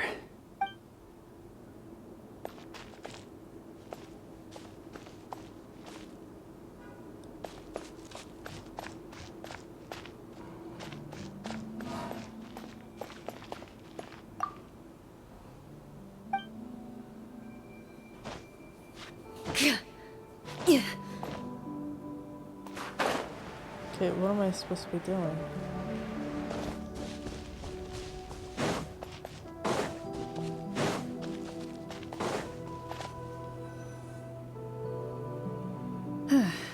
So, how are you doing? Feeling any better? What just happened? Do you remember how you got here? Or what happened to your body just now? I remember now. I brought you here because I wanted to... The explosives in the cave! You mean these? Huh? How did you... I could tell something was off the moment I stepped into this cave, so I kept an eye out. I've already dismantled the whole thing. So the strongest champion duelist in all of Fontaine saved the day once again. Guess I shouldn't be surprised. It would seem your skills as a Marashose hunter are as sharp as ever. I deserve some answers, don't you think? Tell me why you wanted to lure me here. Everything you said earlier sounded like the truth. Luckily, your monologue was dramatic enough to convince my friends you were just role-playing. I don't know. I just always felt like there was something in my heart that didn't belong to me.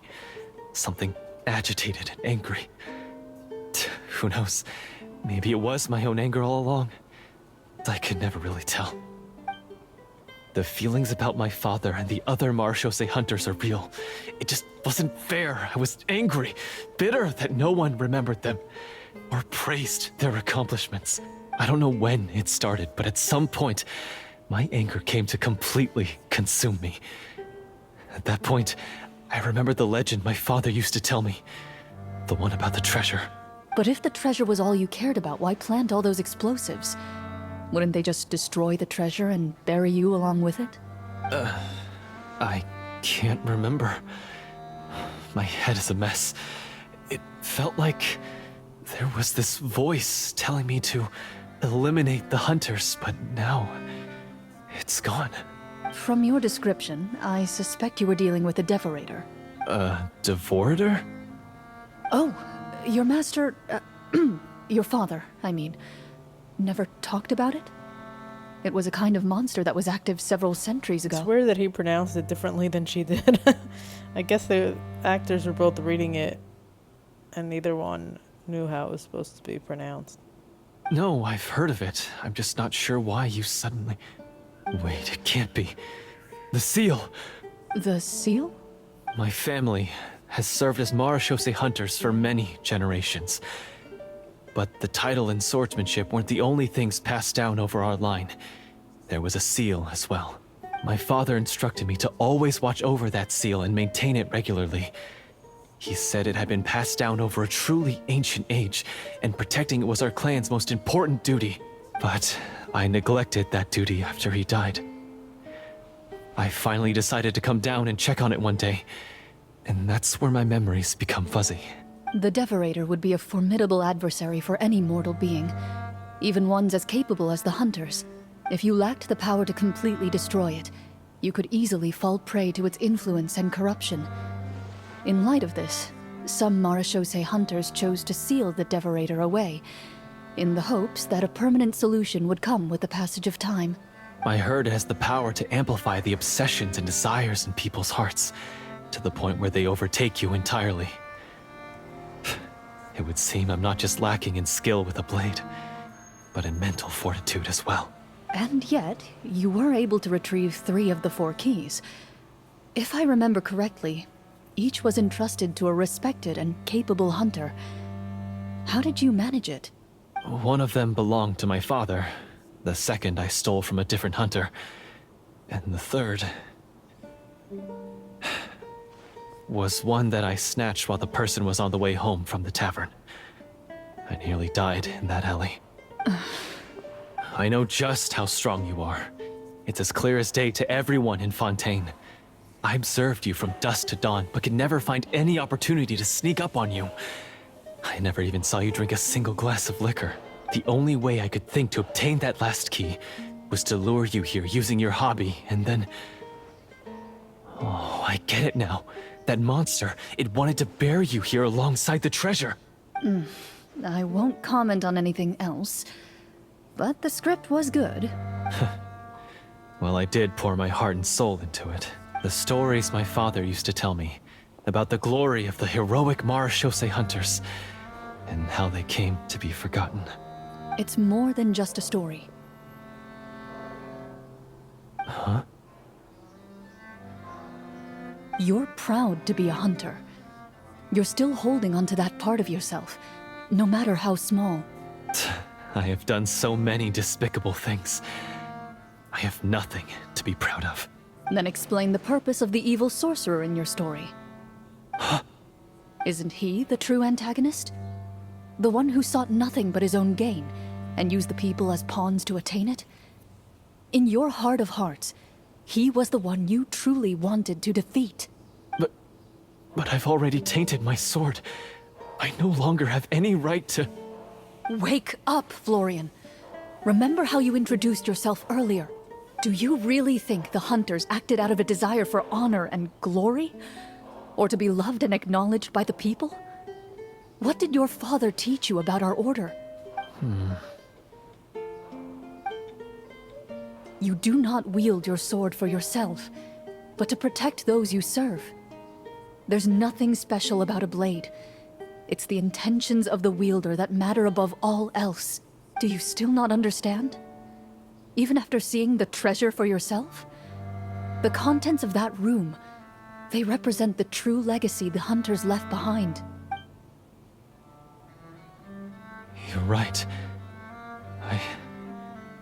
I am a Marashose hunter. It's time for me to redeem, no, to finally serve the people I vowed to protect all along.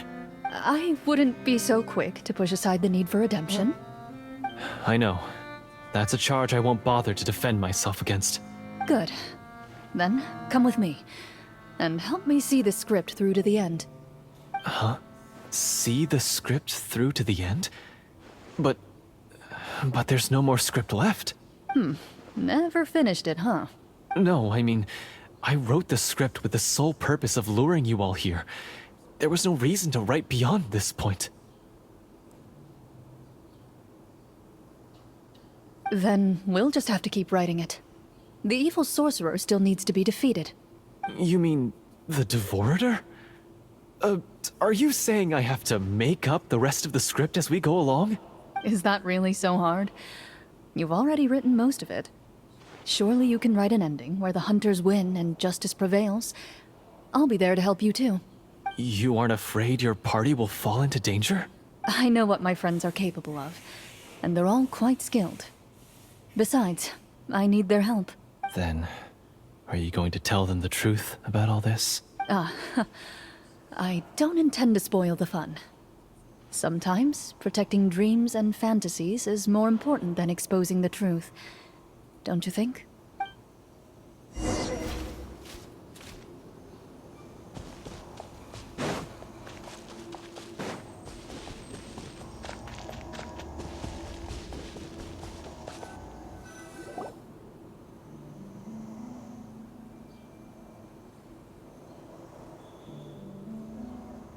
They're back!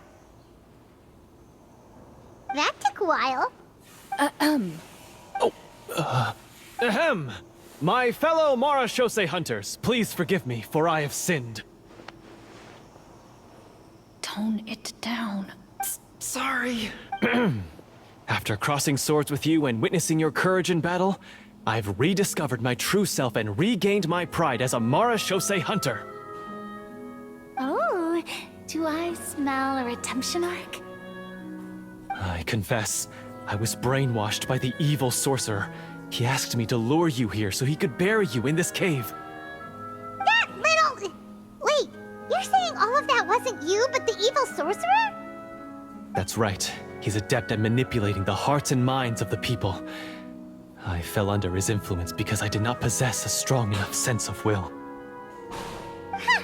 And how are you going to prove that you're a changed man? We're not going to fall for the same trap twice. To be perfectly honest, I only came to my senses after seeing the treasure. It reminded me of my father's past teachings. The treasure was actually... The names of all the Marashose hunters from ages past and their weapons? Wait, you already know? Of course. Don't underestimate a veteran role-player's exploration skills. Oh, wait, I mean, Marashose hunter Navia's exploration skills. We just finished reading through the content of the stone tablet. That tablet recorded the lives of some fascinating people. For example, this Marashose hunter called Est. She inherited the responsibilities of the Golden Hunter and passed judgment on many people. But in private, she had a very easygoing personality. Her favorite pastime was singing and dancing with her friends, and she was said to have a beautiful voice. So, she was just like you. Oh, you really think so? Well, when you put it that way, I suppose I also have a few things in common with this Walter. Working as an executioner, he supposedly used a countless number of tricks to confound his enemies in battle. Oh, if only I could have seen the feats of magic he pulled off back then. Their lives were all so exciting. You could write so many cool books about their accomplishments. How could they have all been forgotten? Because they chose to be. To hunt monsters that only appear in the shadows, you must also operate in the dark. To be a Marashose hunter is to willingly give up on wealth and fame. Then this stone tablet must have been left behind by their companions. That's right. Few Marechaussee hunters ever revealed their identity to the public. They always protected the city from the shadows. The only time they spoke of their accomplishments would be at night, when they gathered with their fellow hunters in front of the bonfire to share stories of the monsters slain by their hand. So, this tablet was created not so that the hunters would be remembered by the people, but so that they would be remembered by each other. No wonder this place was so well hidden. You regard the stone tablet in solemn silence. The names of your comrades etched onto its surface serve as a reminder that you are never truly alone. The tablet proves that, although a hunter walks a shrouded path, it is not a solitary one. There will always be those who walk beside you, a fact that remains as true today as in ages long past. Their legacies shall continue to be passed down from generation to generation, as everlasting as the stone onto which their names are carved. Father, you once told me that I should seek out the treasure if I ever became lost. So this is what you wanted me to find.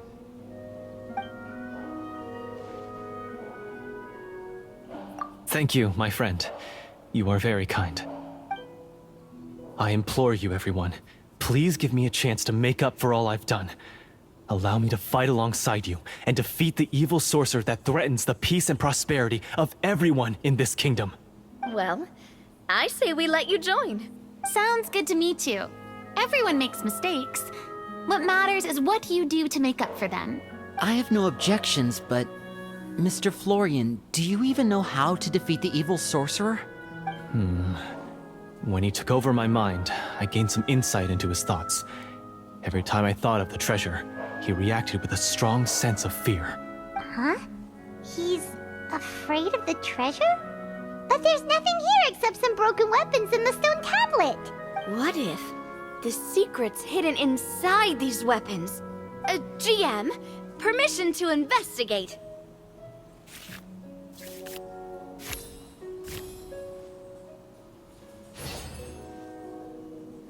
At first glance, the weapons appear absolutely ordinary.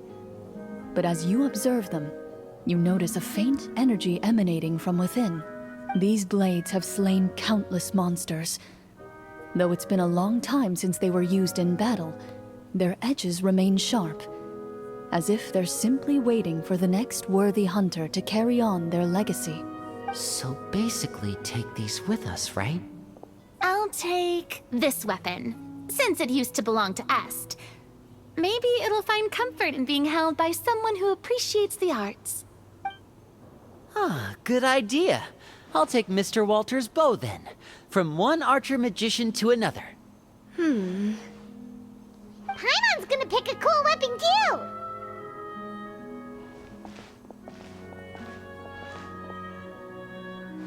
As you grip your weapons, you can almost feel the will of past hunters coursing through your being. It's a feeling of courage, determination. A silent vow passed down from generation to generation that says, eradicate the monsters, no matter the cost.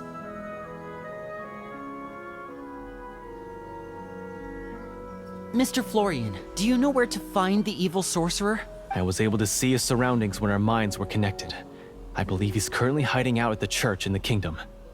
We must be extremely careful. He's spent so long living among monsters that he's now taken the form of one. He will not be easily defeated. Then why don't we explore some more and try to find some higher level gear? We don't want to just fight him and lose, right? No, we have to strike now. He was greatly weakened when I managed to break out of his control. If we let him rest, he might have time to escape. I agree with Mr. Florian. We've got to act while we have the advantage. Don't forget, the people of the capital are counting on us. Yeah, now that we've got a plan, there's no point in waiting. The longer this drags on, the worse it will be for everybody. Yes, that's what's called... Yes, that's exactly right. Alright, you've persuaded Paimon. Mr. Florian, please lead the way. Of course. Follow me. He had to set up so many scenes today, and now he has to join in for this last part. I really don't envy his job. Finally, you decide to slay the evil sorcerer and bring peace back to the kingdom once and for all. As you walk away, you feel the gaze of the stone tablet at your back, as if all the hunters of the past are wishing you success in the battle ahead and awaiting your triumphant return. Oh, this is a long story quest.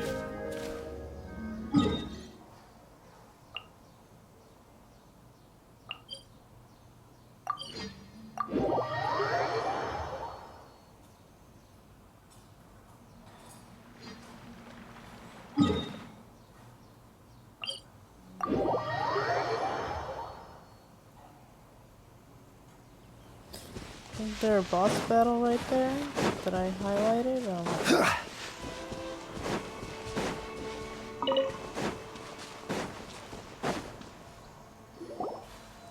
Finally, you arrive at the church Florian described. As you approach, an ominous aura surrounds you. You get the sense that your enemy is close at hand. How strange. This uneasy feeling seems so real.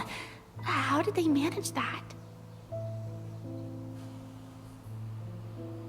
Now, it is time for the final battle. Let's go!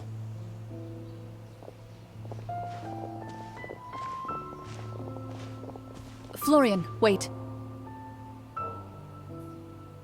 What's wrong? I think you should wait outside. You've already been corrupted by the Devorator once. It could easily re-enter your mind and take control of your body. I don't think it's a good idea for you to be this close. If it corrupts you again, it's possible you might take on a new form entirely. That's exactly why I have to go.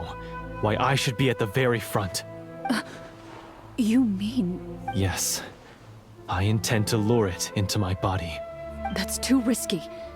If things get out of hand, I might have to kill you. Do you understand how dangerous this is? I understand, but if I do this, you'll have a clear and visible target. The Devorator will have a hard time passing up a chance to enter a body it knows how to control. You won't have to worry about any of your friends being taken over. You're not like me, Miss Clorinde. You're a just and powerful Marechaussee hunter. The monster broke free due to my error. It's only right that I shoulder the responsibility for its destruction. This is... something that I have to do. Consider it a duel to restore my honor. My only request is that you give it your all. I understand. Then, as a champion duelist, I hereby accept your request for a duel, and extend to you my most sincere regards. Thank you. The battle is now upon us. Let the Devorator once again tremble under the blade of the Marechaussee hunters.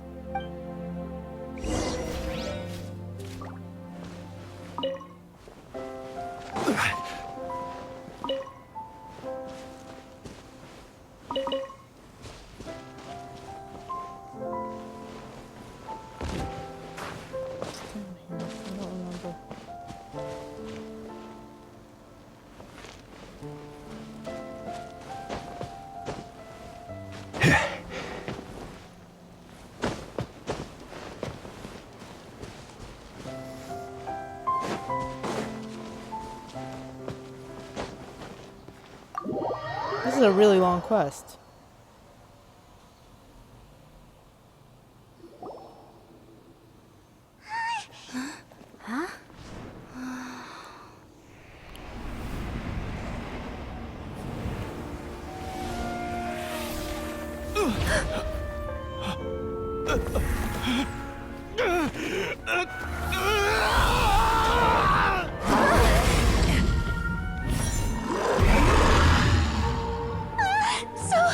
So lifelike!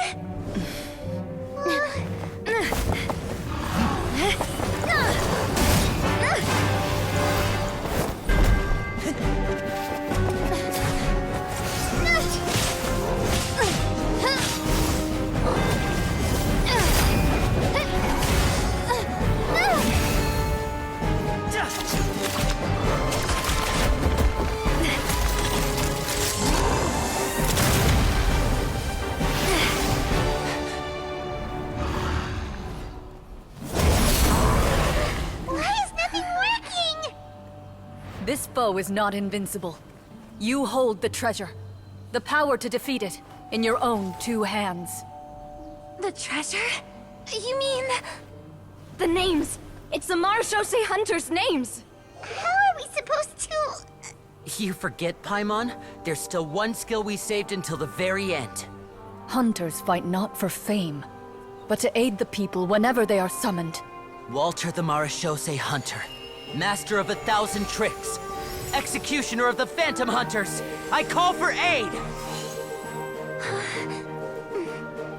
Est, the Marechaussee Hunter, inheritor of Cassiodor's will, judge of the Shadow Hunters. Answer my call!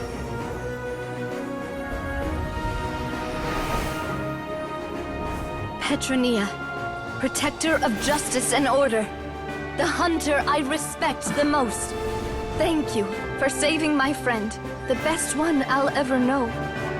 Please, lend us your strength!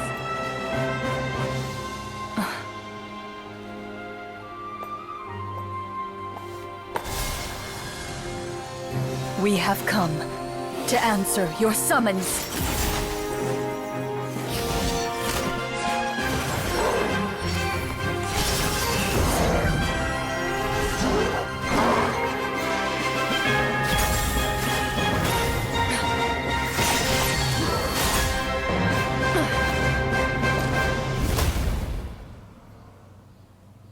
And so, the monsters were eradicated, and the sorcerer was defeated. Peace soon returned to the capital. Those in the court, manipulated by the sorcerer, also recognized the errors of their ways. Some remembered the names of the heroes who saved their kingdom, but others simply continued their lives none the wiser. Such is the story of the Marechaussee Hunters. They pursue the phantoms in the darkness and exterminate all who pose a threat. They will always protect the city and those within it, even should all memory of their accomplishments be forgotten by the very people they serve. I am assuming we've finally reached the end of the script. Yes, you've reached one of the better endings. It's a pretty solid story overall. I thought it was just an ordinary adventure at first, but the further we got into it, the more impressed I became with the production and the plot. That final battle especially. All the effects were super realistic. Oh, right. Yeah, totally. That's a really good point. I never expected the weapons we picked up from that vault would have that kind of effect. Yeah, mine nearly scared the daylights out of me when it started glowing. I took a good look at it after we got out, but I don't think it ever lit up again. Oh, we should probably give these props back, right? I'll just leave mine here. Did you have a good time? Of course. Let me know if another script like this comes around. Sure, no problem. Then I'll head back for now. I think I need some time to fully digest everything that just happened. Once Mr. Florian is awake, please pass on my regards to him. He must be extremely exhausted to have passed out cold like that. At least he looks like he's still breathing. I think they did that. They made sure that we noticed that. You're right. He's had a lot to deal with. Well, see you all some other time. Toodaloo!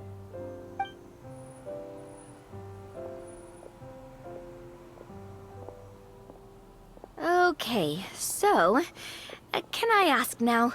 I think it should be fine, yeah. What in the world was going on back there? So you saw through all of that?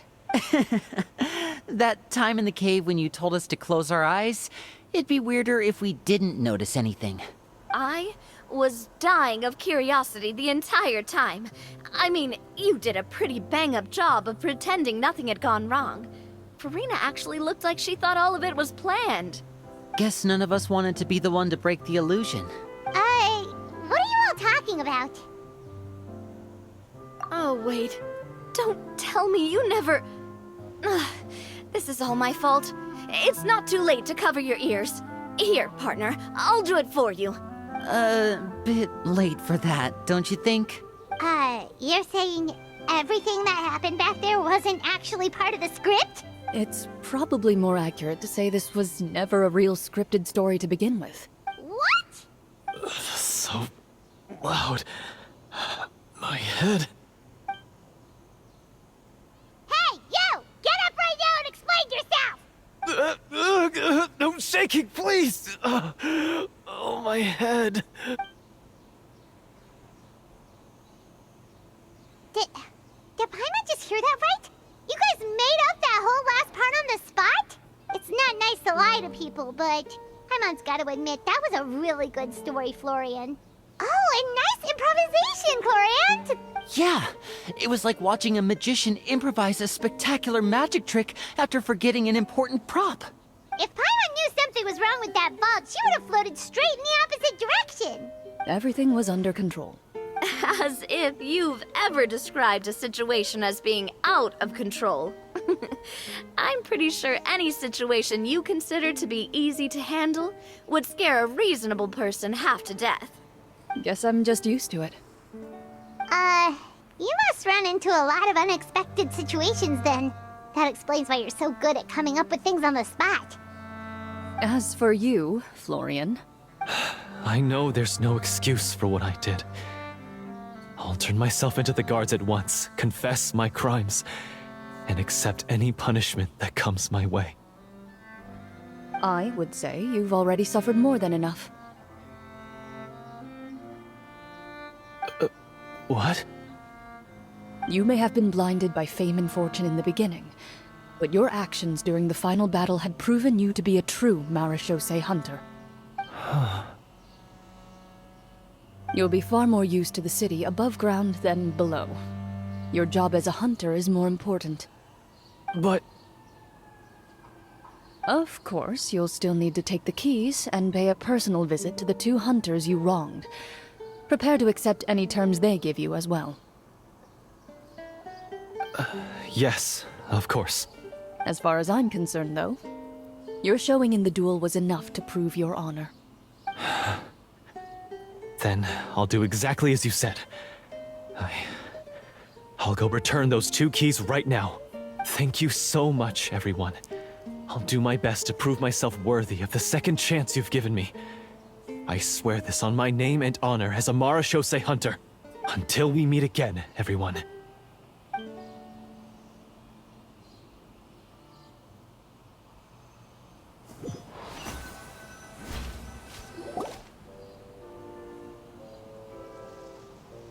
Speaking of Marechaussee hunters, what should we do about the treasure in that cave?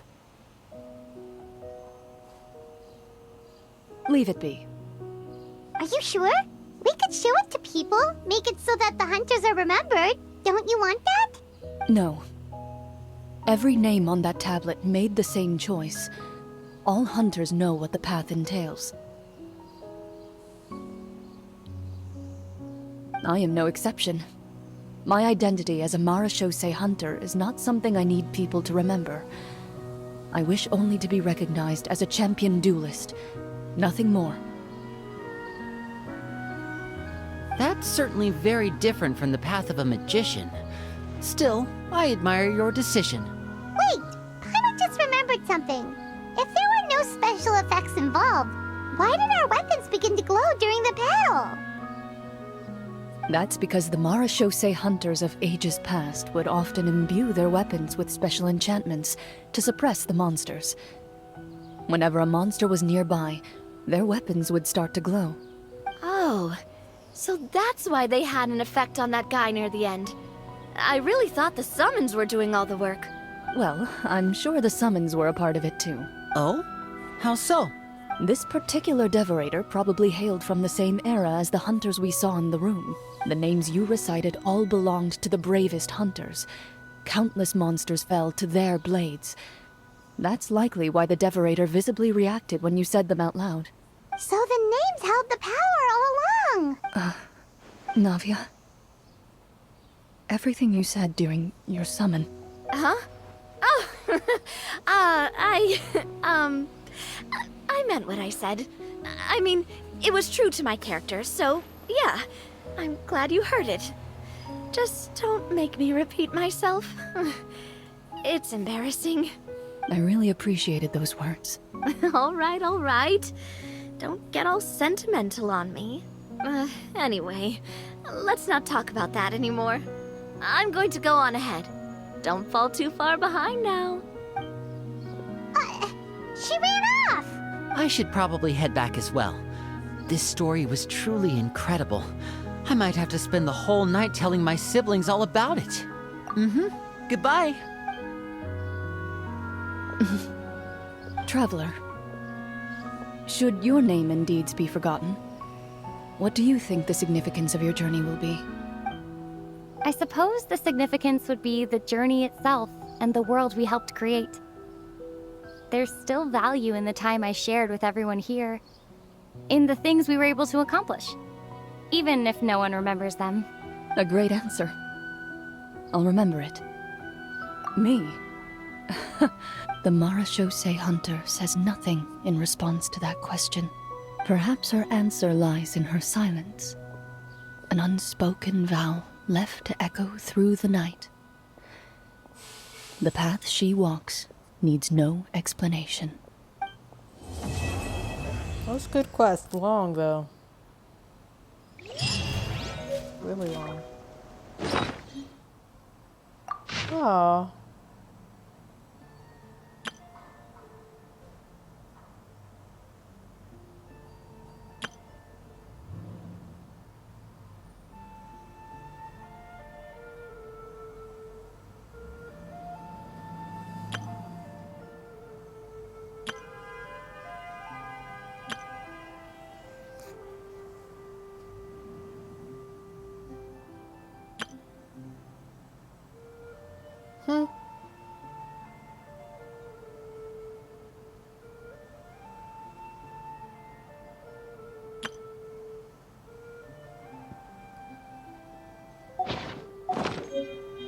Osmanthus wine taste.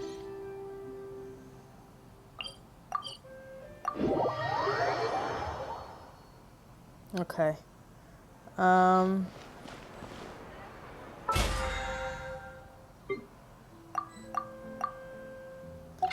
take a break.